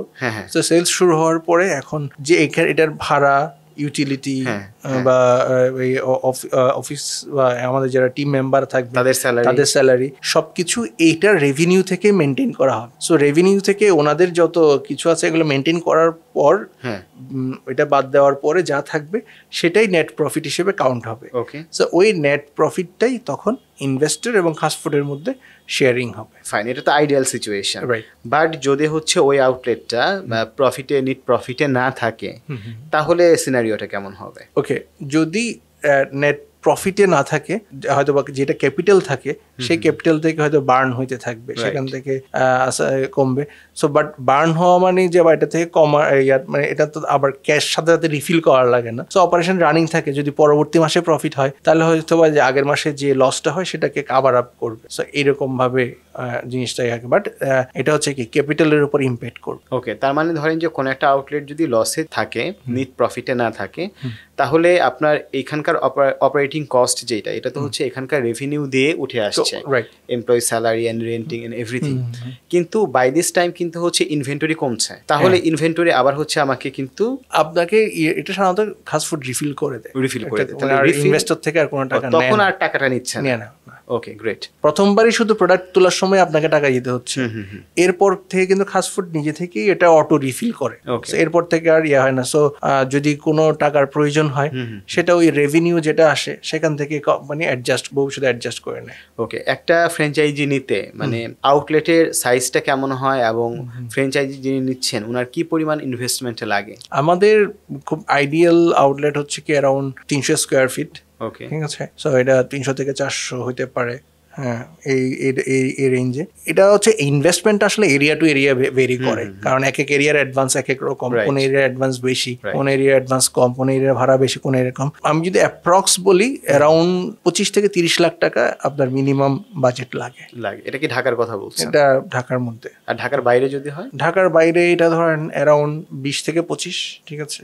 এখন যেটা দেখাচ্ছি মেজর যে সিটিগুলা, আমি যদি যেমন চিটগং এর কথা যদি ধরি, সো ওখানে দেখা যাচ্ছে ঢাকার চেয়েও অ্যাডভান্স অনেক জায়গায় বেশি। ঠিক আছে। সো এই কারণে দেখা যাচ্ছে মেজর বড় সিটিগুলোতে, ইভেন চিটগং, কুমিল্লা, ইভেন সিলেট, ওই জায়গাগুলোতে আসলে অ্যাডভান্স আসলে খুব বেশি কম এমন না। ইভেন আমি মানে বগুড়াতে গিয়েও দেখছি, যেহেতু আমাদের বগুড়াতেও অপারেশনস আছে, সো আমরা গিয়ে দেখছি যে ওখানেও অ্যাডভান্স খুব সিগনিফিক্যান্ট, যেটা হয়তো বা ঢাকার অনেক এরিয়ার চেয়েও বেশি। এখন ভাই 16টা ফ্র্যাঞ্চাইজি আউটলেটের মধ্যে কতগুলো নেট প্রফিটে আছে? আলহামদুলিল্লাহ এখন মোটামুটি সবগুলাই প্রফিটেবল, আলহামদুলিল্লাহ।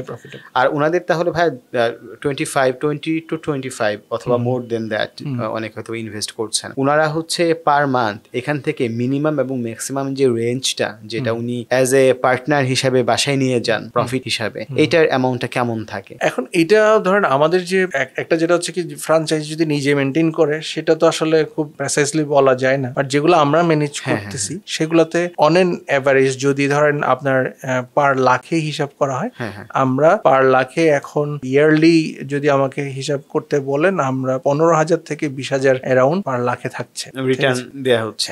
আপনি যেটা বলছিলেন যে 16র দিকে তো হচ্ছে আপনি ই কমার্সে আসলেন, এবং এরপর সম্ভবত 18র দিকে বললেন যে আপনি আউটলেটে আসলেন। এখানে কিন্তু একটা বিজনেসের শিফট হলো আপনার লার্নিং এর জায়গা থেকে। আপনি কি তখন লার্ন করলেন যখন ফিজিক্যাল মার্কেটে আপনি বিজনেসটা অপারেট করলেন? সো ফিজিক্যাল মার্কেটে যখন বিজনেসটা অপারেট করার সময় তখন এক্সপেরিয়েন্স করলাম যে ফিজিক্যাল আবেদন এখনো অনেক বেশি। মানে আমরা যেটা দেখলাম যে লাইক আস্তে আস্তে আমাদের অনলাইনের যে ভলিউম সেটা চেয়ে অফলাইনের ভলিউম আস্তে আস্তে কাছাকাছি যাওয়া শুরু করলো, সেটাকে টাচ করা শুরু করলো। At one point of time the situation flipped actually. একটা সময় ছিল 70% হয়তো ছিল অনলাইন, 30% ছিল অফলাইন।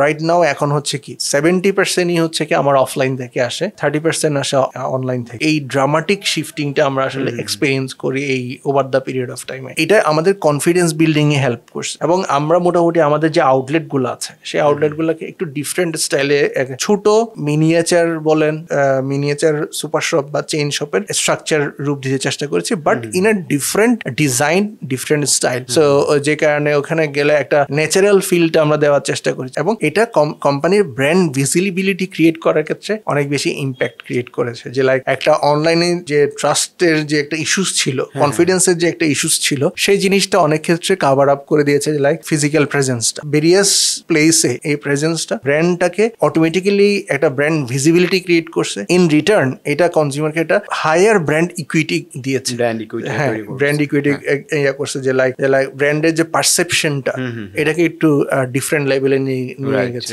যে like people started thinking like Khaas food is a big brand and something like that. প্রথমে তো সোর্সিং দিয়ে শুরু করলেন, তখন তো সাপ্লাই চেনের একটা বিষয় ছিল শুরুর দিকে। আপনারা সাপ্লাই চেনটা কিভাবে মেনটেন করতেন? এবং যেহেতু আপনারা ক্লেম করছেন যে এটা সেফ ফুড এবং হচ্ছে ন্যাচারাল ফুডটাই গ্রাহকের দোরগোড়ায় পৌঁছে দিচ্ছেন, তো এটা মেনটেন কিভাবে হতো সাপ্লাই চেনটা? ওই জায়গাটা ধর ইনিশিয়াল লেভেলের জিনিসটা আসলে অনেক মোর ইজিয়ার। তখন দেখা যাচ্ছে কি স্মল স্কেল ছিল, সো যে কারণে তখন আমি চাইলে একদম ফিজিক্যালি গিয়ে দাঁড়াই থেকে যেটুকু আমার ডিমান্ড আছে, যেটুকু অর্ডার আছে, সেটা হয়তো আমরা একদম ফিজিক্যালি দাঁড়াই থেকে করে নিয়ে আসা, বা সেগুলাকে একদম প্রপারলি ম্যানেজ করা, মনিটর করা, চেকিং করা, ওইটা ছিল ওইরকম একদম ফিজিক্যালি দাঁড়াই থেকে মেন্টরিং বা মনিটরিং বা ম্যানেজিং এর মাধ্যমে মেনটেন করা হয়। ওই সময় যে জিনিসটা ছিল ট্রান্সপোর্টেশন বলেন, এবং সেটাকে ক্যারি করে নিয়ে এসে দেন এটা আবার কনজিউমারদের কাছে পৌঁছে দেওয়া, সেই জিনিসটা ছিল আসলে ট্রাভেলসাম। কারণ এত অল্প স্কেল, এটার জন্য আপনি কোনো গাড়ি ভাড়া করতে পারবেন না, এটার জন্য কোনো ট্রান্সপোর্ট ভাড়া করতে পারবেন না, আপনাকে ডিপেন্ড করতে হবে হয় থার্ড পার্টির উপরে, অথবা আপনাকে নিজেকে ক্যারি করে নিয়ে আসতে হবে। This was big challenge for us. আমার এখনো মনে আছে আমরা যেখানে ধরেন চলে গেছি, যে বাসে করে গেছি, আবার ওই বাসের মাধ্যমেই ওই জিনিসটা ট্রান্সপোর্ট করে নিয়ে আসা, আবার সেখান থেকে আবার কোন জায়গায় যেখানে নদী পথে ট্রলারে করে এই জিনিসটা ক্যারি করে নিয়ে আসা, দেন আবার এটা বাসে তোলা, লটস অফ পাবলিক ট্রান্সপোর্ট আমাদেরকে হচ্ছে কি চেঞ্জ করে করে জিনিসটাকে ফ্যাসিলিটেট করতে হয়েছে। সেই জায়গা থেকে আলহামদুলিল্লাহ এখন আমরা মোর বেটার পজিশনে, যখন ওভার দ্য টাইম যখন আমাদের অর্ডার গ্রো করলো, আমাদের ভলিউম গ্রো করলো, এখন আমাদের নিজেদের ট্রান্সপোর্ট আছে, আমাদের নিজেদের কাভার্ড ভ্যান আছে, আমাদের নিজেদের বাইক বলেন, গাড়ি বলেন, কাভার্ড ভ্যান বলেন, সবকিছুই আমাদের নিজেদের এখন আলহামদুলিল্লাহ, এবং আমাদের নিজেদেরই ডিস্ট্রিবিউশন চ্যানেল। আমরা কোনো থার্ড পার্টি এজেন্সির উপর ডিপেন্ডেন্ট না, যে আমার ফুল লজিস্টিক্স চেইনটাই আমার ইন হাউস, আমাদের নিজেদের ডেভেলপ করা। এখানে যে জিনিসটা হচ্ছে আমাদেরকে শুরু থেকে যে জিনিসটা আমরা মেনটেন করার চেষ্টা, আমাদের যারা কন্ট্রাক্ট ম্যানুফ্যাকচারার আছে, কন্ট্রাক্ট সাপ্লায়ার আছে, কন্ট্রাক্ট ফার্মার আছে, তাদেরকে অ্যাওয়্যার করার জন্য, এডুকেট করার জন্য, সেই জিনিসটা মাধ্যমে এমন ভাবে এডুকেট এন্ড অ্যাওয়্যার করা যাতে করে তারা আমাদের যে স্ট্যান্ডার্ড, আমাদের যে এক্সপেক্টেড কোয়ালিটি, আমাদের যে এক্সপেক্টেড রেসিপি, সেটাকে মেনটেন করে আমাদের যে ডিজায়ার্ড প্রোডাক্টটা সেটা যেন তারা এনশিওর করে। ওইটা হচ্ছে ইনিশিয়াল লেভেল আমাদেরকে ওইভাবে করে ইন্ডিভিজুয়ালি ধরে কাজ করতে হয়েছে অ্যাওয়ারনেসের জায়গায়। শুধু কনজিউমার অ্যাওয়ারনেস নিয়ে, তার এখানে আসলে সেফ ফুডের চ্যালেঞ্জ হচ্ছে কি শুধু কনজিউমার অ্যাওয়ারনেস নিয়ে আমাদের কাজ করতে না, আমাদের কিন্তু ব্যাকওয়ার্ড লিঙ্কেজেও আমাদেরকে অ্যাওয়ারনেস বিল্ডিং নিয়ে কাজ করতে হয়েছে। আমাদেরকে আমাদের যারা ব্যাকওয়ার্ড লিঙ্কেজ, আমাদের যে ফার্মার্স নেটওয়ার্কে, আমাদের সাপ্লায়ার নেটওয়ার্কে, আমাদের ম্যানুফ্যাকচারার নেটওয়ার্কে যারাই ছিল, তাদের প্রত্যেকের সাথে আমাদেরকে আসলে ইন্ডিভিজুয়ালি তাদেরকে এই সেফ ফুডের যে ব্যাপারটা, সেফ ফুডের যে স্ট্যান্ডার্ড, সেফ ফুডের যে প্যারামিটার, সেফ ফুডের যে রেসিপি, সবকিছুই ধরে আসলে ইন্ডিভিজুয়ালি বোঝানো এবং তাদেরকে এটাতে কনভিন্স করা, অ্যাওয়্যার করা, সেই ব্যাপারে এডুকেট করে আমাদের এক্সপেক্টেড আউটকামটা নিয়ে আসার জন্য আমাদেরকে প্রচুর এফোর্ট এন্ড করতে হয়েছে। This was the initial level of struggle like this.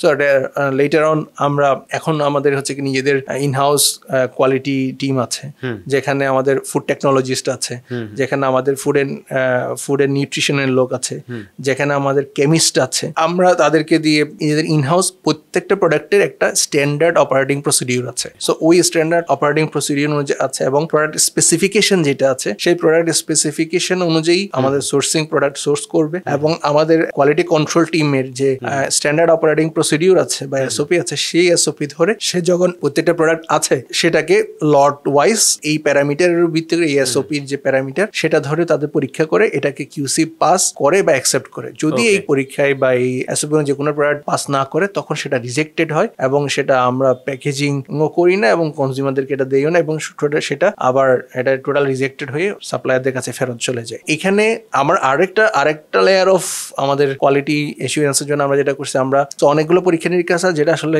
Private লেভেলে বা প্রাইভেট অর্গানাইজেশন লেভেলে এটা আসলে ফিজিবল না, যেগুলোর জন্য আসলে আমরা থার্ড পার্টি গভর্নমেন্ট অ্যাক্রেডিটেড এজেন্সিগুলোর উপর ডিপেন্ড করি, বিসিএসআইআর বা ওয়াফেন বা এই ধরনের বিভিন্ন কোম্পানি আছে। আমরা যদি একটা নির্দিষ্ট ফিজ দেন তাহলে হচ্ছে কি ওরা আপনার জন্য ওই প্রোডাক্টগুলো টেস্ট করে চেক করে আপনি যে পরীক্ষাগুলো করতে চান সেই পরীক্ষাগুলো ওরা করে আপনাকে দিবে। সো আমরা কি করি ওইখান থেকে সার্টিফিকেশন নিয়ে আসি। সো যেগুলো ওদের থেকে, যেমন আপনার যদি হেভি মেটাল টেস্ট করা লাগে, আমরা যদি আপনার যদি অ্যান্টিবায়োটিক রেসিডিউ টেস্ট করা লাগে, সো ওই জিনিসগুলো আমরা যেমন আমাদের সেফ ব্রয়লার বা সেফ এগ, ওমেগা 3 এগ, এগুলো যেমন ধরেন আমরা হেভি মেটাল টেস্টিং করান ওখান থেকে আমরা করাই নিয়ে আসি। তারপর হচ্ছে কি অ্যান্টিবায়োটিক রেসিডিউ টেস্ট, তো এই ধরনের বিভিন্ন টেস্টগুলো আমরা ওখান থেকে করে নিয়ে এসে আমরা করে রাখি এবং ওইটা ওঠার মতো আছে। অ্যাপার্ট ফ্রম দ্যাট আমরা নিজেদের যে ছোট ছোট ইয়াগুলো আছে, এসওপি আছে, সেই প্যারামিটারগুলো ইনহাউস চেক করি। প্লাস আমরা যখন ইনিশিয়ালি প্রোডাক্টটা ডিজাইন এন্ড ডেভেলপ করা হয় এবং ইনিশিয়ালি যখন অ্যাপ্রুভ করা হয় সেটার একটা স্যাম্পল আমরা অলওয়েজ রিটেইন করি। সো ওই রিটেনশন স্যাম্পলটা ধরে আমাদের প্রোডাক্টগুলোকে আমরা সবসময় প্রতি লটটাকে রিটেনশন স্যাম্পলের সাথে ম্যাচ করানো, এটা যেমন করা হয়, প্লাস ওই যে এসওপি ডেভেলপ করা আছে সেটার সাথে সেটার প্যারামিটারের উপর ভিত্তি করে এটাকে জাজ করা, সেটাকে পরীক্ষা নিরীক্ষা করা, এই দুইটা জিনিস করার পরেই দেন প্রত্যেকটা লটের প্রোডাক্ট আমরা আমাদের ওয়্যার হাউসে ইন করাই। ভাই চমৎকার। মানে আসলে এই সময়ে যেখানে আসলে বিশ্বাস করা ডিফিকাল্ট, আপনারা এত ফ্যাসিলিটি নিয়ে একটা সেফ ফুড পৌঁছায় দিচ্ছেন গ্রাহকদের কাছে, এটা আসলে অ্যাপ্রিসিয়েট করার মতো। তো ভাই এখন আসলে আপনারা কন্ট্রাক্ট ম্যানুফ্যাকচারিং এর রেশিও কেমন? আপনারা কি নিজেরা উৎপাদন করছেন নাকি সবই কন্ট্রাক্ট ম্যানুফ্যাকচারিং এর থ্রুতে আসছে? না, আমরা একটা পোর্শন আমরা নিজেরা করি, আবার কিছু হচ্ছে আমাদের নেটওয়ার্কে যারা সাপ্লায়ার আছে, প্রোডিউসার আছে, ম্যানুফ্যাকচারার বা ফার্মার আছে, তাদের কাছ থেকে আছে। সো আমরা আমাদের ইভেন আমরা এখন আবার নতুন করে আরো একটা ফ্যাসিলিটিস আমরা ডেভেলপ করতেছি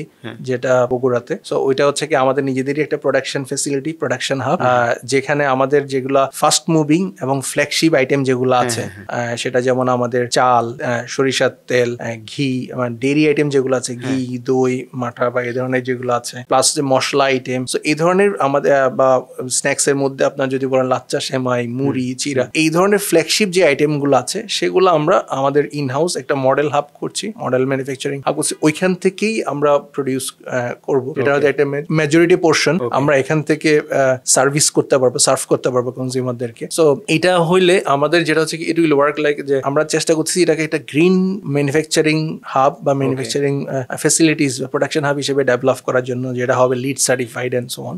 সো এবং এইখান থেকে যে প্রোডাক্টগুলোর ক্ষেত্রে আমরা এইটাকে আমরা অনেক ক্ষেত্রে কনজিউমারদের জন্য একটা এক্সপিরিয়েন্স জন্য করবো, যে লাইক এখানে কনজিউমাররা গিয়ে এক্সপিরিয়েন্স করতে হবে পারবে যে লাইক এখানে টোটাল আমরা কিভাবে করে তাদের হাতে যে প্রোডাক্টটা আসতেছে সেটা আসলে কোথা থেকে বা কিভাবে করে কি প্রসেসের মধ্যে দিয়ে আসতেছে। এন্ড এখানে আপনার আরেকটা জিনিসটা, ইভেন আমাদের যারা কন্ট্রাক্ট ম্যানুফ্যাকচারার থাকবে বা কন্ট্রাক্ট সাপ্লায়ার থাকবে তাদেরকেও আমরা ওখানে ভিজিট করাবো ফর ট্রেনিং পারপাস। ঠিক আছে, যে তারা এখানে দেখবে যে কিভাবে করে সেফটি মেনটেন করতে হবে, কিভাবে করে হাইজিনিটি মেনটেন করতে হবে, কিভাবে করে ওভারঅল প্রোডাকশনটার ক্ষেত্রে টোটাল একটা গুড ম্যানুফ্যাকচারিং প্র্যাকটিস মেনটেন করতে হবে, সেই জিনিসটা তারা এখান থেকে গিয়ে লার্ন করবে এবং সেটা তাদের ব্যক্তিগত যে তাদের যে ফ্যাসিলিটিস আছে সেখানে ইমপ্লিমেন্ট করবে, যাতে করে ওইখান থেকে, কারণ আমাদের যে কোম্পানির ভলিউম যখন বাড়তেছে, সাইজ যখন বাড়তেছে, আমাদের পক্ষে আসলে ফুল প্রোডাকশন ক্যাপাসিটি আসলে আমাদের নিজেরা করবো না, আমরা একটা হাব, এই মডেল হাবটা করবো এবং সেখান থেকে ইন্সপিরেশন দিয়ে আমাদের নেটওয়ার্কের মধ্যে যারা আছে তাদেরকে গাইড করব, ট্রেন করব, বিল্ড করব এবং তাদেরকে গ্রো করাবো। সো আমরা চাই আমাদের সাথে যে সকল এসএমই এবং এমএসএমই যারাই আছে অ্যাজ এ আমাদের ম্যানুফ্যাকচারার, আমাদের সাপ্লায়ার, তারাও আমাদের গ্রোথের সাথে সাথে তারাও গ্রো করুক, রাইট? তেমনি ভাবে আমাদের যারা আমরা আমাদের ফার্মার নেটওয়ার্কটাকেও এনলার্জ করি। সো আমাদের ফ্যাক্টরির সারাউন্ডিং আমরা একটা 20 বিঘা 30 বিঘার আমরা একটা পাইলটিংও করতেছি, যেখানে হচ্ছে কি আমরা ইন্টিগ্রেটেড ফার্মিংটা করব। সো ইন্টিগ্রেটেড ফার্মিং যেখানে আমরা হচ্ছে মোস্টলি এটা হবে হচ্ছে কি climate friendly and environment friendly একটা ফার্মিং, যেখানে আমরা মোর অন ফোকাস করবো সারফেস ওয়াটার ইউজ করে টোটাল ফার্মিংটাকে করা, যাতে আন্ডার সয়েল যে ওয়াটার আছে সেটার উপর প্রেশার না পড়ে। সো ওইটাতে আমরা এমন ভাবে টোটাল আমাদের এই ফার্মিংটা করব, ওটাও হবে আমাদের মডেল ফার্মিং, যেটা থেকে আমাদের নেটওয়ার্কে যে ফার্মাররা ওই ইন্সপিরেশনটা নিবে how they will do the safe farming, right? ঠিক আছে, গ্রিন ফার্মিংটা করবে এবং environment friendly and climate friendly ফার্মিংটা এখান থেকে আমরা এনশিওর করতে পারবো। সো ওই যাতে করে আমরা চাই আমাদের এই নেটওয়ার্কটা, farmers network, producer network, supply network, contract manufacturer, এটা আরো গ্রো করুক, আরো বড় হোক, তারাও আমাদের সাথে সাথে গ্রো করুক by learning the safe food production procedure, good manufacturing practice and so on. যদি কেউ কন্ট্রাক্ট ম্যানুফ্যাকচারার হতে চায়, ঘাস ফুডের হচ্ছে নেটওয়ার্কিং এ ফার্মার হিসেবে প্রোডাক্ট সাপ্লাই করতে চায়, এটার প্রসিডিউরটা তারা যারা হতে চায় তারা আমাদের সোর্সিং টিমের সাথে, আমাদের বা প্রকিউরমেন্ট টিম যারা আছে তাদের সাথে যোগাযোগ করবে। যোগাযোগ করার পরে উনি যে ফার্স্ট অফ অল যোগাযোগ করার আগে সবার আগে নিশ্চয় করতে হবে যে উনি যে প্রসেস এন্ড প্রসিডিউরে জিনিসটা করতেছে সেটা আদৌ সেফ কিনা।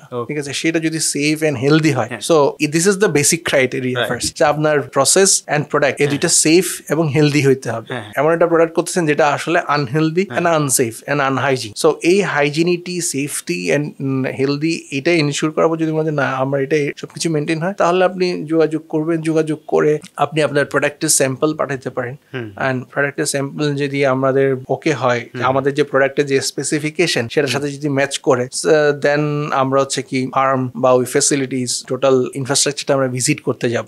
সো ওই ভিজিট করে, এটা হচ্ছে আমাদের ধরেন কোয়ালিটি এসিউরেন্সের আসলে দুইটা পার্ট। একটা হচ্ছে কোয়ালিটি কন্ট্রোল, যেটা আমি আপনাকে এর আগে বলেছি, যেটা আমাদের A&M মেইনটেইন হয়। একটা প্রোডাক্ট প্রডিউস হয়ে আসার পরে যেটা চেকিং হচ্ছে, কোয়ালিটি কন্ট্রোল টিম, আমার কেমিস্ট বা ফুড টেকনোলজিস্ট চেক করতেছে। আর একটা পার্ট হচ্ছে কোয়ালিটি এসিউরেন্স, যেটা আসলে ব্যাকওয়ার্ড লিঙ্কেজের একদম প্রোডাকশন লেভেলে হয়। সো ওইটা মানে যেখানে আমার আসলে প্রোডাকশনটা হচ্ছে, যেখানে আমার প্রডিউসটা হচ্ছে, সেখানে আমার প্র্যাকটিস গুলা করা হচ্ছে, সেগুলা কি আসলে হেলদি কিনা, সেফ কিনা, এবং ওই ইনফ্রাস্ট্রাকচারটা সেটা হাইজিন কিনা, হ্যাঁ, সেখানে ওভারঅল টোটাল হাইজিনিটি মেনটেইন হয়েছে কিনা, ওই জিনিসটা, ওটা হচ্ছে কোয়ালিটি এসিউরেন্সের জায়গা।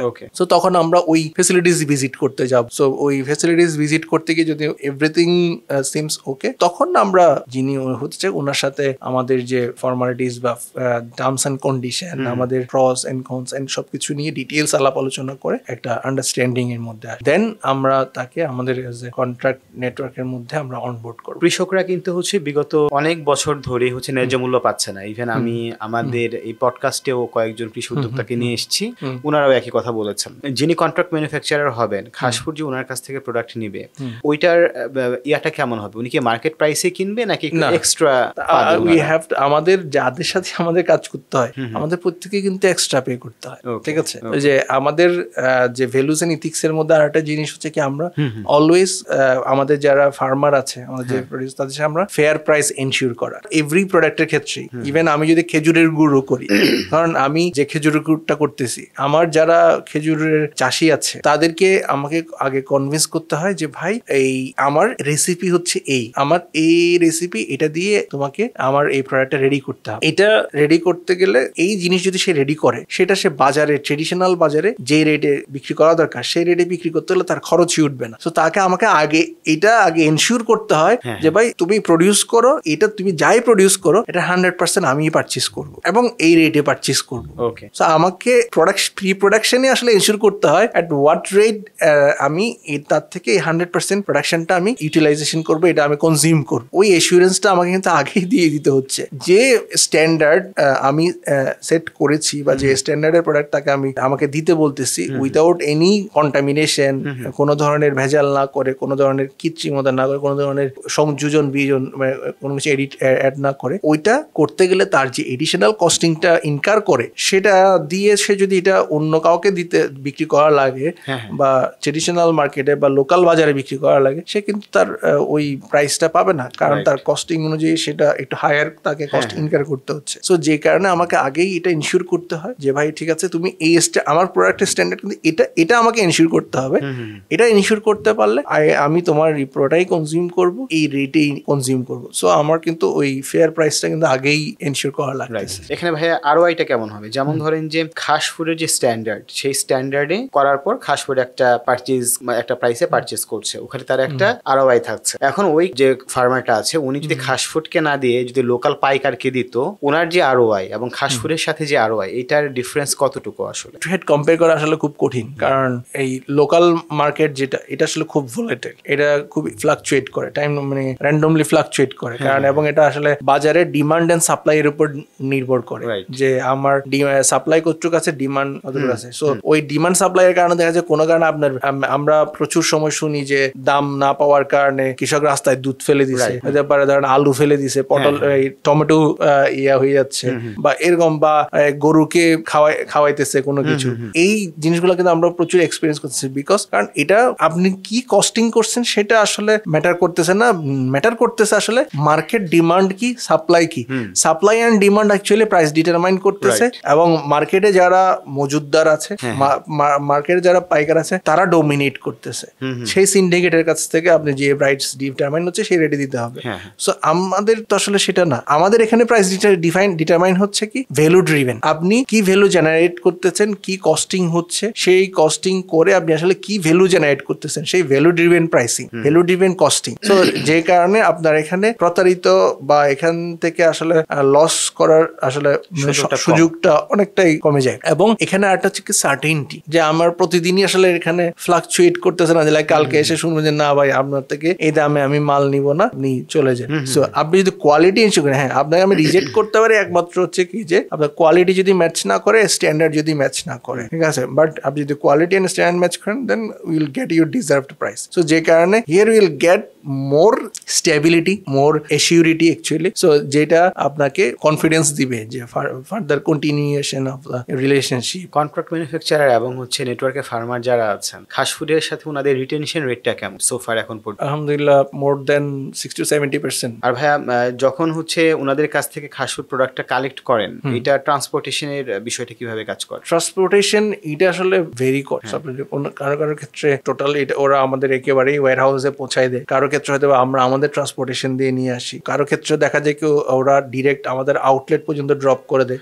দিস থ্রি ভেরিয়েশনস আর দেয়ার। এখন ঢাকার বাইরে যারা আমাদের পডকাস্টে শুনছেন, তাদের ভিতরে যদি কেউ ইন্টারেস্টেড হন, বেশিরভাগ ক্ষেত্রে কি ঘটনা ঘটে যে ওনাদেরকে এই ঢাকায় ওয়্যার হাউস পর্যন্ত পৌঁছে দিতে হয় নাকি? এটা আসলে স্কেলের উপর ডিপেন্ড করে। সো ধরেন অনেক ক্ষেত্রে দেখা যায় কি স্কেল যদি ধরেন অনেক স্কেল এত বেশি যে ডাইরেক্ট একটা ট্রাকই চলে আসে। সো এটা মেজরিটি ক্ষেত্রে দেখা যায় কি আমাদের অনেকগুলোর ক্ষেত্রেই আমরা ট্রাক লোড করতে পারি। সো ওগুলা তো ধরেন ট্রাকে চলে আসলো, সো ওইটা ইয়াতে আসে। আমরা তারপরেও প্রেফার করি যে বলি যে কনসিডার আওয়ার ওয়্যার হাউস, ঠিক আছে, যে লাইক ওয়্যার হাউস পর্যন্ত পৌঁছে দিবে, এটাই সাধারণত ইউজুয়াল কেস হয়। আর কস্টিংটা ভাই কে বিয়ার করে ট্রান্সপোর্টেশনে? কন্ট্রাক্ট ম্যানুফ্যাকচারের ক্ষেত্রে বলি, আপনি আমাদের ওয়্যার হাউস পর্যন্ত পৌঁছে দেওয়ার জন্য পর্যন্ত যে কস্টিং, সেটা কনসিডার করেই আপনি আমাকে প্রাইস অফার করবেন। তাহলে তো ওই ফ্লেক্সিবিলিটিটা ওনার থাকছে, ওইটাই ইয়া করা থাকে। কারণ এটা হচ্ছে কি ধরেন এগুলা পসিবল হয় না হচ্ছে কি ধরেন আমার ফার্মারের ক্ষেত্রে, সে তো আসলে ক্ষুদ্র ফার্মার, সে তো আসলে ইয়ে করবেন। তখন আমরা যেটা করে, আমাদের তো ব্যাকওয়ার্ড লিঙ্কেজে আমাদের আবার কিছু হাব আছে, ফরওয়ার্ড লিঙ্কেজে যেমন আমাদের আউটলেট আছে, সো ব্যাকওয়ার্ড লিঙ্কেজে আমাদের, আমরা এটাকে খুব ব্রডলি প্রায় 11টা হাবে আমরা ডিফাইন করতে পারি। ওইখান থেকে যে জিনিসগুলো ওই ক্ষুদ্র কৃষক বা উদ্যোক্তা থেকে ওখানে কালেকশন করে ওই জায়গা থেকে আবার আমরা টোটাল জিনিসটা ফেসিলিটেট করি। তো ওইখানে আমাদের যে লিড ফার্মার আছে বা লিড এজেন্ট আছে, ওই হচ্ছে কি আমাদের এখানে কমিশন এজেন্ট হিসেবে কাজ করে, যে এই টোটাল সকল ফার্মারের সাথে কানেক্টিভিটিটা ক্রিয়েট করে, মেনটেন করে। তখন ওইটা কিন্তু আবার আমাদের এন্ডে চলে আসতেছে, বা আমাদের ওই এজেন্টের ক্ষেত্রে বা লিড ফার্মারের ক্ষেত্রে চলে আসতেছে। ঘাসফুট এখন কি পরিমাণ অর্ডার সার্ভ করে কাস্টমারদের? আমরা এখন প্রায় 21,000 প্লাস মাইনাস ইয়া করি মান্থলি। টার্নওভারটা কি ভাই শেয়ার করা যাবে? আমরা বিজনেস ভলিউমটা বুঝতাম যে ঘাসফুট আসলে কত বড় হচ্ছে। আমরা on an average 2 crore plus minus এরকম একটা মান্থলি রেভিনিউ কাইন্ড অফ এখন অপারেট করছি। ভাইয়া এখন মানে আপনার তো আসলে এন্টারপ্রেনারশিপের জার্নি অনেক দিন হয়ে গেল, এবং আপনি একটা পারপাসফুল ব্র্যান্ড নিয়ে কাজ করে যাচ্ছেন। তো কাস্টমারদের কাছ থেকে নিশ্চয়ই অনেক স্টোরি জমেছে যেটা ইমোশনালি আপনাদেরকে আরো ইন্সপায়ার করে।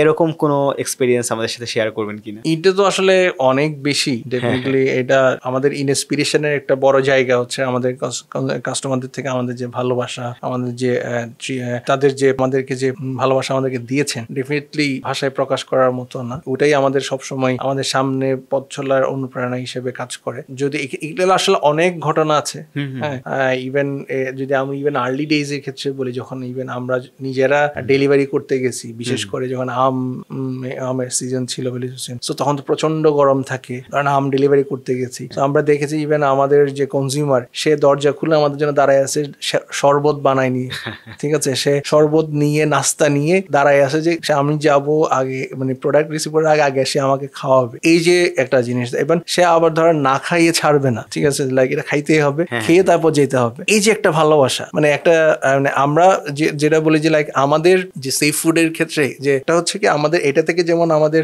হালাল ইনকাম বা হালাল রিজিক যেমন আসতেছে, এজ ওয়েল এজ যদি আমি এটা সাদাকা হিসেবেও চিন্তা করি, হ্যাঁ, যে আমি পরকালের জন্য এটা ভালো কাজ করা, হ্যাঁ, যে লাইক ধরেন আমরা যখন কোন একটা খাবার গ্রহণ করি, তো ভালো খাবার খাইলাম, খাওয়ার পর আমরা কি বলি?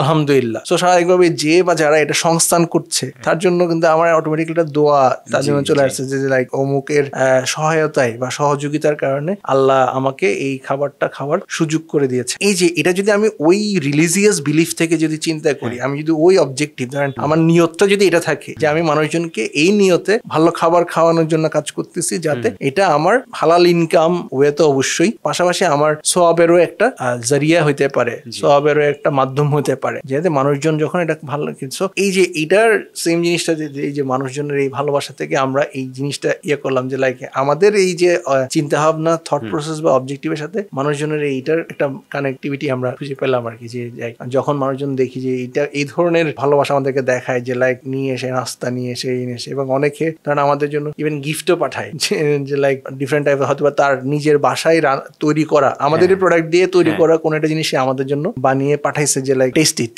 আচ্ছা, এখন খাসপুরে কত টিম মেম্বার কাজ করছেন? আমাদের এখন অ্যারাউন্ড 150 টিম মেম্বার এখন আমাদের এই মুহূর্তে আমাদের টিমের মধ্যে আছে, ইনক্লুডিং ডিস্ট্রিবিউশন। এখন কিন্তু আমরা দেখতে পাই যে অনেকে ফেসবুক কমার্সের থ্রুতে আপনারা যেভাবে ছোটভাবে শুরু করেছিলেন, অনেকে এভাবে কাজ করছে। এইভাবে যারা কাজ করছে ছোট ছোট এফ কমার্স একটা পেজ নিয়ে, একটা প্রোডাক্ট নিয়ে, এই ইন্ডাস্ট্রির একজন বড় প্লেয়ার হিসেবে আপনি জিনিসটাকে কিভাবে দেখেন? এটার বিজনেস পটেনশিয়াল কিভাবে দেখেন? এখানে প্রথম জিনিসটা definitely they are welcoming, number one in a sense.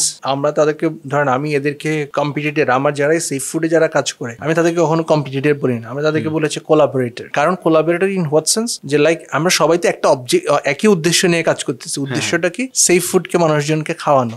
So এখন কোলাবোরেটর কোন জায়গা দিয়ে হইলো, কোন জায়গা, সেটা হচ্ছে কি যে সেফ ফুডের যে অ্যাওয়ারনেস, সেফ ফুড যে খাওয়া দরকার, সেফ ফুডের প্রয়োজনীয়তা, সেটা কি করছে, তারা মার্কেটকে অ্যাওয়্যার করতেছে, মার্কেটকে এডুকেট করতেছে এই প্রোডাক্টের প্রয়োজনীয়তা এবং নেসেসিটি সম্পর্কে। আপনি যদি চিন্তা করেন যে এই টোটাল ফুড ইন্ডাস্ট্রি মার্কেটটা যে যত বড়, সেখানে আমরা সেফ ফুড নামে বলতেছি, তাদের মার্কেট শেয়ার আসলে কত বড়, which is less than 1 or 2%। ঠিক আছে, মানে তাহলে এত অল্প পার্সেন্টেজ, তার মানে আমাদেরকে আসলে হিউজ আনট্যাপড এন্ড আনএক্সপ্লোরড মার্কেট আছে, যেটা আমাদেরকে এক্সপ্লোর করতে হবে, যেখানে আমাদেরকে পেনিট্রেট করতে হবে। এটার জন্য দরকার আসলে অ্যাওয়ারনেস এন্ড এডুকেশন। এখন ধরেন আমি একার পক্ষে তো আসলে এত এই লার্জ নাম্বার অফ পিপলকে অ্যাওয়্যার করা, এডুকেট করা আসলে পসিবল না। সো সেই জায়গা থেকে ধরেন তারা যখন জয়েন হচ্ছে, সো সেইটা definitely welcoming and it's a positive, যে লাইক তারাও আসলে মার্কেটটাকে এক্সপান্ড করার ক্ষেত্রে হেল্প করছে। অনেক ক্ষেত্রে আমরা যেটা এক্সপিরিয়েন্স করি, যে লাইক আমার কোন একটা সেফ ফুড নিয়ে কাজ করতে এরকম কোন একটা ভাই হয়তো বা কোন একটা প্রোডাক্ট নিয়ে খুব হাওকা বা খুব প্রমোশন চালাচ্ছে, এদিকে আমি কোনো কিছুই করতেছি না, আমার দেখা যাচ্ছে অটোমেটিক্যালি এই প্রোডাক্টের সেল বেড়ে গেছে, অ্যাওয়ারনেস বাড়তেছে। ধরেন ও মানে ও আমরা হঠাৎ করে দেখি এই প্রোডাক্টটা সেলে তো বেড়ে যেতেছে কি করে, আমি তো কিছু করছি না। তখন দেখি না ওই যে মার্কেটে তো দেখি এরা এই কাজ করতেছে, good, first mover advantage and market leader অ্যাডভান্টেজটা পাওয়া যাচ্ছে, গুড। আমার কোন কারণ আমি এটা অটোমেটিক্যালি এটার বেনিফিট পেয়ে যাই। এবং আরেকটা যে জিনিসটা হয়, পিপল ক্যান কম্পেয়ার, যে ধরেন আমি একা হইলে মানুষজন বলতে যে দূর কি বলতেছে, কি পাগলের প্রলাপ বকতেছে, আমরা নাই কিছুই সেফ ফুড খাইতেছি না, সব এই সে কি সব ব্লা বলতেছি। সো এখন এই জিনিসটা যখন আমার যে প্রাইসিং, আমার যে প্রোডাক্টের কোয়ালিটি, সেটা কম্পেয়ার করার জন্য সে আরেক কিছু অপশন সে পাইতেছে, যে আমার প্রোডাক্টের কোয়ালিটি আদৌ ভালো নাকি এর চেয়ে ভালো সম্ভব বা কম ভালো হচ্ছে, এটা যেমন হচ্ছে। এবং আরেকদিকে যেটা হইতেছে আপনার প্রাইসিংটাও সে কি করতে পারছে, কম্পেয়ার করতে পারতেছে। এন্ড থার্ডলি যে জিনিসটা হয়, আমাদেরও আসলে ইমপ্রুভমেন্টের জায়গা তৈরি হচ্ছে, যে আমি কি আসলে কোনো কারণে খারাপ করছি কিনা, আমার কোনো প্রোডাক্টের কোয়ালিটিতে খারাপ হচ্ছে কিনা, সার্ভিসে খারাপ হচ্ছে কিনা, আমার প্রাইসিং কি বা কস্টিং কি বেশি হয়ে যাচ্ছে কিনা। সো আমিও এটা কম্পেয়ার করার জায়গা পাই, যাতে আমরাও আরো বেটার ভাবে, আরো ইফিসিয়েন্ট ভাবে এবং ইফেক্টিভ ভাবে কিভাবে করে বিজনেস রান করতে পারি, সেটার জন্য আমরা আরো বেশি কশাস হই। সো আমাদের জন্য এটা একটা পজিটিভ থিং। এটা তো আসলে পজিটিভ সাইডটার ব্যাপারে বললাম। সো আমরা একটা মানে নেগেটিভিটির দিক থেকে আমার কাছে একটা জিনিস মনে হয়, সেটা হচ্ছে কি আমরা অনেক ক্ষেত্রে proper study, proper calculation and proper analysis না করে অনেক সময় বিজনেস রান করি। কারণ আমরা অনেক সময় চিন্তা করি আমার বাসার পাশেই তো, আমার তো পাশেই তো সরিষার তেল পাওয়া যায়, এই নাও এটা প্যাকেজিং করে এবার বিক্রি করে কুরিয়ার করে করা শুরু করে দেয়। এটা তো কোনো খুব আহামরি বেশি জব না। বা এখন ধরেন আমের সিজন চলছে বা আমের সিজন আসছে, আমার বাড়ি রাজশাহী, আমার বাসার পাশেই তো আমের বাগান আছে, লেটস ডু দ্য আমের বিজনেস। এইভাবে করে ধরেন অনেক সময় আমরা এরকম প্রচুর, যে অনেক মাঝখানে যেটা হয়েছিল একটি বাড়ি একটি এফ কমার্স, এফটিএফ কমার্স। সো ওইরকম টাইপের অনেক সময় আমরা করে হুজুগে নেমে যাই। সো লাইক আমার বাসার পাশেই তো পাওয়া যাচ্ছে, আমার কয় টাকায় বা ওরা তো দেখা যাচ্ছে বিশাল দামে বিক্রি করতেছে, যে অনেক দামে বিক্রি করতেছে। আমার এখানে ওরা তো 120 টাকায় বেচতেছে, আমার তো এখানে মাত্র 50 টাকা খরচ হবে। But I am not calculating যে লাইক এরপরে আর কি কি খরচ আছে, প্যাকেজিং বলেন, ট্রান্সপোর্টেশন বলেন, বা ব্লা ব্লা ব্লা, লটস অফ।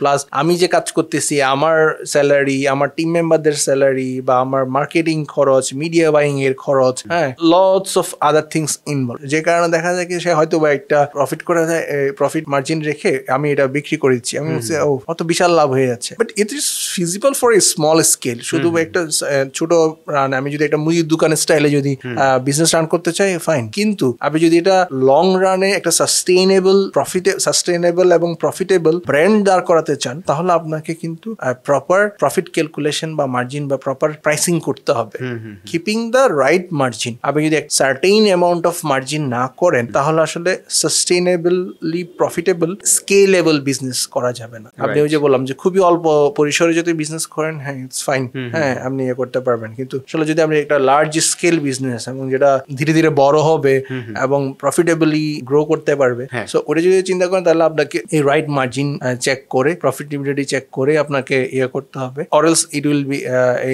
এটা আপনি মাঝখান দিয়ে যদি এটা না করেন, যেটা তৈরি হচ্ছে হয়তো বা আপনি লং রানে সাস্টেইন করতে পারবেন না। কারণ আপনার প্রাইসিং স্ট্র্যাটেজি প্রপার না হওয়ার কারণে, আপনার মার্জিন প্রপার না হওয়ার কারণে, সো আপনার মার্জিন প্রপার না হওয়ার কারণে এবং প্রাইসিং প্রপার না হওয়ার কারণে মাঝখান দিয়ে যেটা হইলো, আপনি যে কয়দিন সাস্টেইন করলেন বা যে কয়দিন বাঁচলেন, সেই কয়দিন মার্কেটে একটা প্রাইস ইনইকুইলিব্রিয়াম ক্রিয়েট করে গেলেন। রাইট, যে এটার কারণে দেখা যাচ্ছে কি একটা এনার্কি ক্রিয়েট হইলো। রাইট, রং মেসেজ গেল।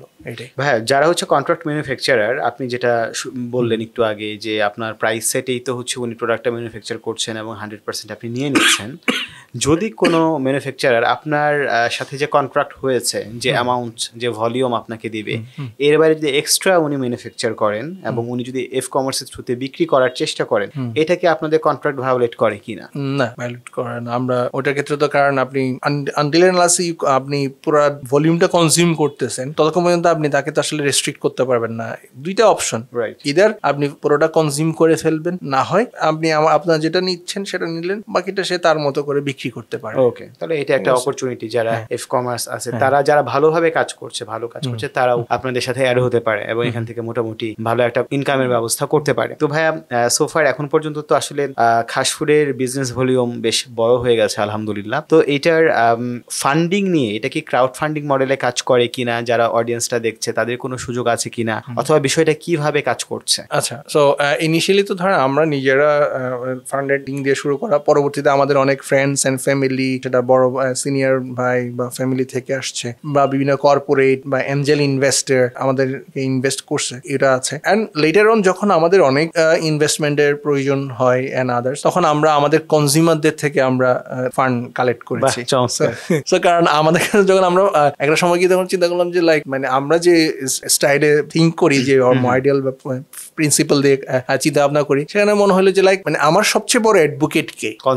আমার কনজিউমাররা, বিশেষ করে আমার লয়াল কনজিউমাররা, তারাই আমার সবচেয়ে বড় অ্যাম্বাসেডর, তারাই আমার সবচেয়ে বড় অ্যাডভোকেট, এবং তারাই আমাকে সবচেয়ে বেশি বিশ্বাস করে। আমাকে বিশ্বাস করে বলেই কিন্তু আমার থেকে রিপিট বাই করছে, আমার থেকে এত কেনাকাটা করছে।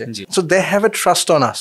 তো তখন আমাদের, তার মানে হচ্ছে কি, যে সে যদি আমাকে তার নিজের খাবারের ক্ষেত্রে বিশ্বাস করতে পারে, তার মানে সে আমাকে যে কোনো কিছুতে বিশ্বাস করে। ঠিক আছে, কারণ ভাইটাল পয়েন্ট তো রাইট। আমার তার this is the most important thing, খাবার, মানে এই যে খাবার যদি প্রপার না হয়, যেটা আমার দিন শেষে আমার অসুস্থতার কারণ হয়, আমার মৃত্যুর কারণ হয় বা নানা অ্যাক্সিডেন্টের কারণ হয়, সো দ্যাট মিনস সেটাতে যদি সে আমাকে বিশ্বাস করে তাহলে মানে টাকা তো আসলে খুবই আলহামদুলিল্লাহ এটা ইট ওয়ার্কড। এন্ড আমি দেখছি আমাদের কনজিউমাররা আমাদেরকে অনেক বেশি সাপোর্ট দিচ্ছে, অনেক বেশি আগে আসছে, যে তারা আমরা যখন যে পারপাসে আমরা ফান্ড রেজ করতে চেয়েছি, সো তারা আমাদেরকে সাপোর্ট করেছে। এটা তো একটা হচ্ছে কি আমাদের ইন্ডিভিজুয়াল লেভেলের ইনভেস্টমেন্টও আছে, আমরা কিছু কিছু ক্ষেত্রে এখন ইনস্টিটিউশনাল ইনভেস্টমেন্টও আমরা কাজ করতেছি। হ্যাঁ, কিছু কিছু হয়তো আমরা গ্রান্ট আকারে পেয়েছি, কিছু আমরা ডোনেশন আকারে পেয়েছি, আবার কিছু ইকুইটি ফান্ডের জন্য আমরা ইয়ে করছি। অ্যাপার্ট ফ্রম দ্যাট আমাদের যে প্রজেক্ট ইনভেস্টমেন্ট বা আদার্স বললাম, যেটা আমাদের কনজিউমারদের থেকে আমরা রেজ করেছি, আমাদের পরিচিত জনদের থেকেও করেছি, এটা এখনো আমাদের ওপেন আছে। আমাদের ডিফারেন্ট টাইমে ডিফারেন্ট প্রজেক্ট আমরা রান করি, যেখানে হচ্ছে কি বিভিন্ন মানুষজন এখানে ইনভেস্ট করতে পারে, যেটা short term period, project based. একটু আইডিয়া দিতে পারেন? লাইক যেমন আমাদের different sort of project run করি, কোনোটা 4 মাসের হয়, কোনোটা 1 বছরের হয়, কোনোটা 3 বছরের হয়। যেমন আমাদের মধু নিয়ে আমাদের প্রজেক্ট হয়, আমাদের যে আউটলেট আছে, আউটলেটের ফ্র্যাঞ্চাইজি আমরা বলি, এখানে ধরেন 2 ধরনের হয়। একটা হচ্ছে ফুল আউটলেটটা আপনি ওন করতে পারেন। এখন সবার পক্ষে তো আর 25 লাখ টাকা 30 লাখ টাকা ইনভেস্ট করা সম্ভব না। আমার 1 লাখ টাকা আছে, কিন্তু আমার মন চাইতেছে আমি একটা আউটলেটের মালিক হবো।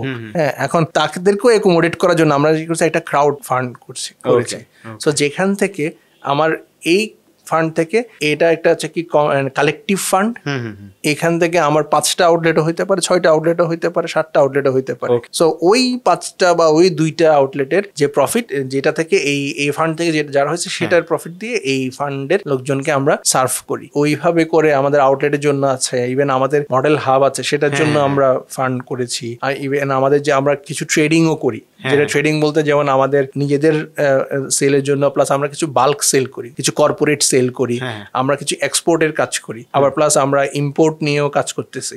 সো এই ইম্পোর্ট এক্সপোর্ট বা আবার কিছু কিছু সিজনে আমরা বিভিন্ন ধরনের শস্য দানা বা কণা, এগুলো আমরা রিজার্ভ বা হোল্ড করি বা ইয়ে করা লাগে। সো সেটা ধান হোক, সরিষা হোক বা গম হোক, এগুলার ফেসিলিটেট করার জন্য আমরা আসলে আমাদের শর্ট টার্ম বিভিন্ন ফান্ড লাগে। এটা হচ্ছে কি আমরা ইকুইটি ফান্ড যেটা, সেটা তো যেমন আমরা ইনভেস্টমেন্ট ইয়ে করি, সেটা হচ্ছে কি বিভিন্ন আমাদের পরিচিত জন থেকে ইয়ে হয়। এটা হচ্ছে কি যেমন আমাদের কনজিউমারদের থেকে যে ফান্ডটা, সেটা হচ্ছে বেসিক্যালি এই ধরনের ফান্ড, প্রজেক্ট ফান্ড। এখানে কিন্তু 2টা ভাগ, একটা হচ্ছে ইকুইটি, যেটা কোম্পানির মালিকানা, ওটা তো আসলে ডিফারেন্ট। সো ওটা আমি অলরেডি বলেছি যে আমরা নিজেদের এবং আমরা ফ্রেন্ডস এন্ড ফ্যামিলি, পরে আমাদের বেশ কিছু এঞ্জেল ইনভেস্টর আছে, বিভিন্ন কর্পোরেটরাও আছেন এটার মধ্যে। আর এটা হচ্ছে প্রজেক্ট, যেটা আমাদের কনজিউমাররা আমাদের ইনভেস্ট করছে শর্ট টার্মের জন্য, সেটা 6 মাস, 1 বছর, 4 মাস বা 3 বছর, হাইয়েস্ট আমাদের 3 বছর পর্যন্ত প্রজেক্ট ফাইন্যান্সিং আছে। সো ওইখানে আমরা দেখা যায় কি প্রতি ধরেন কোনোটাতে 3 মাস পরে প্রফিট দেই, কোনোটাতে 4 মাস পরে প্রফিট দেই, কোনোটাতে 6 মাস পর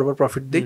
আর ক্যাপিটালটা হচ্ছে কি আমরা ওই যখন প্রজেক্ট ম্যাচিউর হয়ে যায় তখন আমরা ক্যাপিটালটা রিটার্ন। আচ্ছা, মানে কি অ্যামাউন্ট একটু আইডিয়া দিতে পারেন? এটা সর্বনিম্ন আমাদের 1 লাখ টাকা থেকে শুরু হয়। ওকে, ঠিক আছে। হাইয়েস্ট আমাদের এখন কোনো সিলিং আপাতত নেই। ওকে, ঠিক আছে, 1 লাখ থেকে শুরু হয়। আর ইয়ারলি রিটার্নটা অ্যাপ্রক্সিমেটলি কেমন আসে? প্রজেক্ট টু প্রজেক্ট ভেরি করে।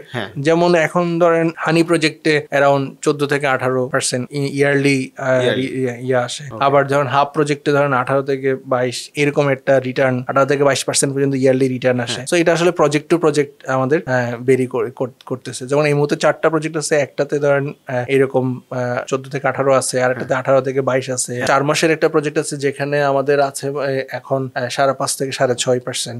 সো ওই 10 ইউরোর জন্য। আবার এটাতে ইয়ার বেসিসে ভাগ আছে, 13 থেকে 17, 17 থেকে 21 বা 21 থেকে 25, এই রেঞ্জ, এই ধরনের রেঞ্জও প্রফিট। কারণ যেহেতু আমরা মোস্টলি ওয়ার্কআউট করি, আসলে আমাদের ইনভেস্টমেন্টের একটা মডেল হচ্ছে আমরা মোস্টলি শরিয়া বেসড ইনভেস্টমেন্টটা করি, ঠিক আছে। টোটাল আমাদের যত ধরনের আমাদের বিজনেস আইডিওলজি বা বিজনেস প্রিন্সিপাল অনুযায়ী হচ্ছে আমরা টোটাল আমাদের সকল কাজে আমরা আসলে ইসলামিক আইডিওলজিটাকে মেনে চলার চেষ্টা করি। ওইখানে সব জায়গায় আমরা শরিয়া গাইডলাইন মেনে কাজ করার চেষ্টা করি। সো আমাদের ইনভেস্টমেন্ট বলেন, আমাদের ফাইন্যান্সিং বলেন, সেগুলোও আসলে শরিয়া মডেলে রান করে। সো আমাদের এই ইনভেস্টমেন্ট গুলোও এটা হচ্ছে শরিয়া ফাইন্যান্সিং বা শরিয়া ইনভেস্টমেন্ট। তো যেখানে আসলে মোস্টলি এই 4টাই হচ্ছে আসলে প্রফিট শেয়ারিং মডেলে রান হয়। প্রফিটের যা হয় সেটার শেয়ারিং 50-50 শেয়ারিং। যারা এখন ভিডিও দেখছে তারা যদি হচ্ছে ইনভেস্ট করতে চায়, প্রথমত ইনফরমেশনটা কোথা থেকে পাবে, দ্বিতীয়ত হচ্ছে ওনাদেরকে কিভাবে ইন্স্যুরেন্স দেওয়া হবে, যে লিগাল ডকুমেন্টস এন্ড এভরিথিং, এই জিনিসটা কিভাবে হবে? হয়? যারাই ইনভেস্ট করতে চায় তারা আমাদের ওয়েবসাইটে যেতে পারে। ওয়েবসাইটে আমাদের একটা ইনভেস্টমেন্টের একটা কর্নার আছে, সো ওইখানেই তারা চাইলে ফর্ম ফিল আপ করতে পারবে। অরেলস ওইখানেই আবার আমাদের ওয়েবসাইটের হোম পেজেও আমি যদি একদম ফুটারে যান, নিচের দিকে যাই, সেখানেও ইনভেস্টমেন্টের জন্য বিস্তারিত জানতে যে নাম্বার আছে সেখানে কল করেও জানতে পারে, অথবা ওই পেজে যেতে পারে। আমাদের যে ডিফারেন্ট একটা ল্যান্ডিং পেজ আছে, ওই ওয়েবসাইটেই একটা ল্যান্ডিং পেজ আছে এটা ইনভেস্টমেন্টের জন্য, ওখানেও গিয়ে ফর্ম ফিল আপ করতে পারে অথবা কল করতে পারে। আর ফর এসিউরিটি আমরা যেটা করি, আমরা যখনই পেমেন্ট ডে তখনই আমরা মানি রিসিপ্ট প্রোভাইড করি, প্লাস হচ্ছে কি আমরা স্ট্যাম্পে আমরা এগ্রিমেন্ট করি, যে এগ্রিমেন্টটা আমাদের লিগ্যাল ডকুমেন্ট হিসেবে কাজ করে। আর প্রফিট এন্ড মূলধন যেটা বছর শেষে অথবা যে কন্ট্রাক্ট শেষ হলে ওইটা কিভাবে প্রোভাইড করা হয়? ব্যাংকের থ্রুতে। ভাইয়া মোটামুটি আমরা অনেক কথা বললাম খাসপুরের জার্নি নিয়ে এবং আপনার জার্নি, আপনার দারুণ কাজ করছেন। আমরা একদম শেষের দিকে চলে এসেছি। কয়েকটা কমন প্রশ্ন আমি প্রত্যেকটা গেস্টকে করার চেষ্টা করি, বিশেষ করে যারা এন্টারপ্রেনার। আপনার সম্পূর্ণ এন্টারপ্রেনারশিপের যে জার্নিটা, এই জার্নির মধ্যে থেকে যদি আমি আপনাকে বলি যে কি শিখলেন অথবা কি লেসন আপনি লার্ন করলেন through the entrepreneurship journey? Learning এটা হচ্ছে কি যে like every problem has a solution, ঠিক আছে? সো ফাস্টফুডের প্রতিটা এন্টারপ্রাইজে জন্মই তো হয় আসলে প্রবলেমের সমাধান করার জন্য। আবার সেই সমাধানগুলো নিয়ে যখন আমরা এন্টারপ্রাইজ রান করি, তখনও আসলে প্রতি স্তরে নতুন নতুন প্রবলেম তৈরি হয়, প্রতি লেভেলেই নতুন নতুন প্রবলেম আমাদের সামনে আসে। সো আমাদেরকে এগুলো যদি আমরা প্রপার এই প্রবলেম গুলাকে আসলে ধৈর্য সহকারে প্রপার অ্যানালাইসিস করতে হবে, রুট কজ অ্যানালাইসিস করে সেটার সমাধান বের করতে হবে। সো কারণ কোনো প্রবলেমেরই সমাধান নাই এরকম কোনো কিছু হয় না। সো এখন এটার জন্য যে জিনিসটা দরকার, প্রপার ধৈর্যের দরকার, পেশেন্স দরকার, এবং যে জিনিসটা দরকার হচ্ছে কি পজিটিভ মাইন্ডসেট। সো আমরা যদি পজিটিভ মাইন্ডসেট নিয়ে ডুয়েবল মাইন্ডসেট রাখি, যে লাইক কেন হবে না, হইতেই হবে, মানে আমাকে করতেই হবে, এই মাইন্ডসেট রাখলে যে কোনো জিনিস হতে বাধ্য, যদি আল্লাহর অবশ্যই আপনার উপর আল্লাহর ইচ্ছা থাকে। আল্লাহর ইচ্ছা না থাকলে তো আসলে আমরা বান্দা আসলে চেষ্টাই করতে পারে, এইটাই কারণ রেজাল্ট দেওয়ার মালিক আসলে আল্লাহ। বান্দা যদি চেষ্টা করে আল্লাহ অবশ্যই ফলাফল দেন। ওই জায়গা থেকে যদি আমি পজিটিভ মাইন্ডসেট নিয়ে যদি আমার হার্ড ওয়ার্কটা করা দরকার সেটা যদি আমি করতে পারি, এভরি সিঙ্গেল থিং অ্যাচিভ করা সম্ভব। যে কোনো কিছুর জন্য আসলে যেটা দরকার, যে আসলে পেশেন্স বলেন, পারসিভিয়ারেন্স বলেন, ধৈর্য ধরে আঁকড়ে ধরে থাকা ফর সাকসেস, এই জিনিসটা আসলে খুব ইম্পর্টেন্ট। কোনো কিছুতেই আসলে অধৈর্য হওয়া যাবে না। পরিবর্তন হবে, যেটা এক্সপেক্ট করছেন সেটা আসবে, বাট এটার জন্য গ্রাজুয়ালি আসলে কাজ করতে হবে, খুব ধীরে সুস্থে আস্তে ধীরে এটার জন্য কাজ করতে হবে। It's like kind of test match, যে লাইক আপনি আসলেন, দেখলেন যে চলে গেলেন, ওইটা আসলে হবে না। হ্যাঁ, রাইট, ইটস এ ম্যারাথন, ঠিক আছে? এইখানে আপনাকে নিজের এনার্জিটা ধরে রাখতে হবে। প্রপার এনার্জি ধরে রাখার জন্য আপনাকে ওইভাবে করেই নিজের লাইফ স্টাইলটাকে রান করতে হবে, যাতে আপনি লঙ্গার পিরিয়ড অফ টাইম আপনি আপনার এনার্জি ধরে রাখতে পারেন, যাতে আপনি সাস্টেইন করতে পারেন। এটা আপনাকে মাথায় রাখতে হবে। এবং লাস্টলি যে জিনিসটা বলবো, যে এই ওভারঅল এন্টারপ্রেনিউরিয়াল জার্নিতে আমি দেখছি যে জিনিসটা কথা, ধরেন আপনি যদি পজিটিভ মাইন্ডসেটটা ধরে রাখেন, আপনি দেখবেন কোনো অলৌকিক ভাবে যেন আল্লাহর পক্ষ থেকে আসলে হেল্পটা চলেই আসে। আপনার কাজ হচ্ছে কঠোর পরিশ্রম করা। নিজেকে একটা জিনিস মাথায় রাখতে হবে, আপনি যতই মেধাবী হন না কেন, যতই মেরিট থাকুক না কেন, আপনাকে পরিশ্রম করতে হবে। এটার কোনো বিকল্প নেই। আপনাকে খুব রেগুলার বেসিসে এবং কনসিস্টেন্টলি, এটা ইভেন আল্লাহর কাছেও এটা পছন্দনীয়, যে রেগুলারিটিটা এবং কনসিস্টেন্সিটা, ঠিক আছে? ধরেন আপনার কাইন্ড অফ সারা সপ্তাহ আপনার খবর নেই, আপনি একদিন মনে করেন যে ইবাদত করে ফাটাই ফেললেন, এটার চেয়ে আপনি অল্প অল্প করেন কিন্তু প্রতিদিন করেন, এটা মোর অ্যাকসেপ্টেবল। এই জন্য যেটা আপনাকে কনসিস্টেন্টলি এবং রেগুলারলি হার্ড ওয়ার্ক করতে হবে। Merit is useless until unless you do hard work. আপনাকে হার্ড ওয়ার্ক করতে হবে to be successful and in a smart way. একটা জিনিস হচ্ছে কি, ধরেন হার্ড ওয়ার্ক বললে, ধরেন রিক্সা পুলার বা একজন রিক্সা চালক বা একজন, সে তো আমার চেয়ে অনেক বেশি হার্ড ওয়ার্ক করে। এই জন্য হচ্ছে কি, হার্ড ওয়ার্কটাকে প্রপার স্মার্ট ওয়েতে করতে হবে, তাহলেই আল্লাহর পক্ষ থেকে সাহায্য আসবে। আল্লাহর কাছে চাইতে হবে। এই পজিটিভ মাইন্ডসেটটা কেন ধরে রাখা জরুরি? কারণ হচ্ছে কি, আমাদের হিউম্যান ব্রেইন যেটা ইমাজিনেশন কি এবং রিয়েলিটি কি, এটার মধ্যে তফাৎ করতে পারে না। যেটা ইমাজিন করতেছেন সেটাকেও মনে করে যে এটাই রিয়েলিটি। এখন যখন আপনি নেগেটিভ চিন্তা করেন, সে মনে করে যে আরে এটাই তো বাস্তবতা, এবং সেই অনুযায়ী কিন্তু রিয়েক্ট করে। এবং আপনার ফুল বডি, কারণ ব্রেইন থেকেই তো সব জায়গায় মেসেজ সার্কুলেট হচ্ছে, সো ওইভাবে করে রিয়েক্ট করে, ফুল বডি ওইভাবে করে রিয়েক্ট করতেছে। তো এই জন্য পজিটিভ এনার্জি যদি ধরে রাখতে চান, তাহলে আপনাকে ইমাজিনেশনটা আসলে পজিটিভ রাখতে হবে। সো তাহলেই এভরিথিং ইজ পসিবল। যেমন আমরা মুভি যখন দেখি, তখন কিন্তু ওই স্টোরিতে ঢুকে আমরা হাসি অথবা কাঁদি, কিন্তু আমরা কিন্তু বুঝতেছি যে এটা একটা মুভি, আমাদের ব্রেন কিন্তু বুঝতে পারে না। সম্ভবত সেই কথাই বলছেন। তো ভাই আমরা আমাদের পডকাস্টে একদম শেষে চলে এসেছি। আপনি কষ্ট করে সময় বের করে আমাদের স্টুডিওতে এসেছেন, সেই জন্য আপনাকে অসংখ্য ধন্যবাদ। আপনাকেও ধন্যবাদ এবং শুক্রিয়া, জাযাকাল্লাহ, যে আপনি আমাকে এখানে ইনভাইট করেছেন। এই সুদীর্ঘ সময় যে আপনার ভুল শুদ্ধ বা এরকম বকবকানি সহ্য করেছেন সেটার জন্য। ওভারঅল আপনার যারা দর্শক আছেন, আপনার যারা অডিয়েন্স আছেন এবং ভিউয়ার আছেন, তাদের সবাইকে আমার এবং খাস ফুডের পক্ষ থেকে অসংখ্য শুক্রিয়া, মুবারকবাদ এবং জাযাকাল্লাহ আপনাদের। আপনি ভাই এসেছেন, আমি খুবই অনার্ড। ভালো থাকবেন। আসসালামু আলাইকুম। ওয়ালাইকুম আসসালাম ওয়া রাহমাতুল্লাহি ওয়া বারাকাতুহু। আপনার সবাইকে আপনার সালাম, ভালো থাকবেন। সালাম আলাইকুম।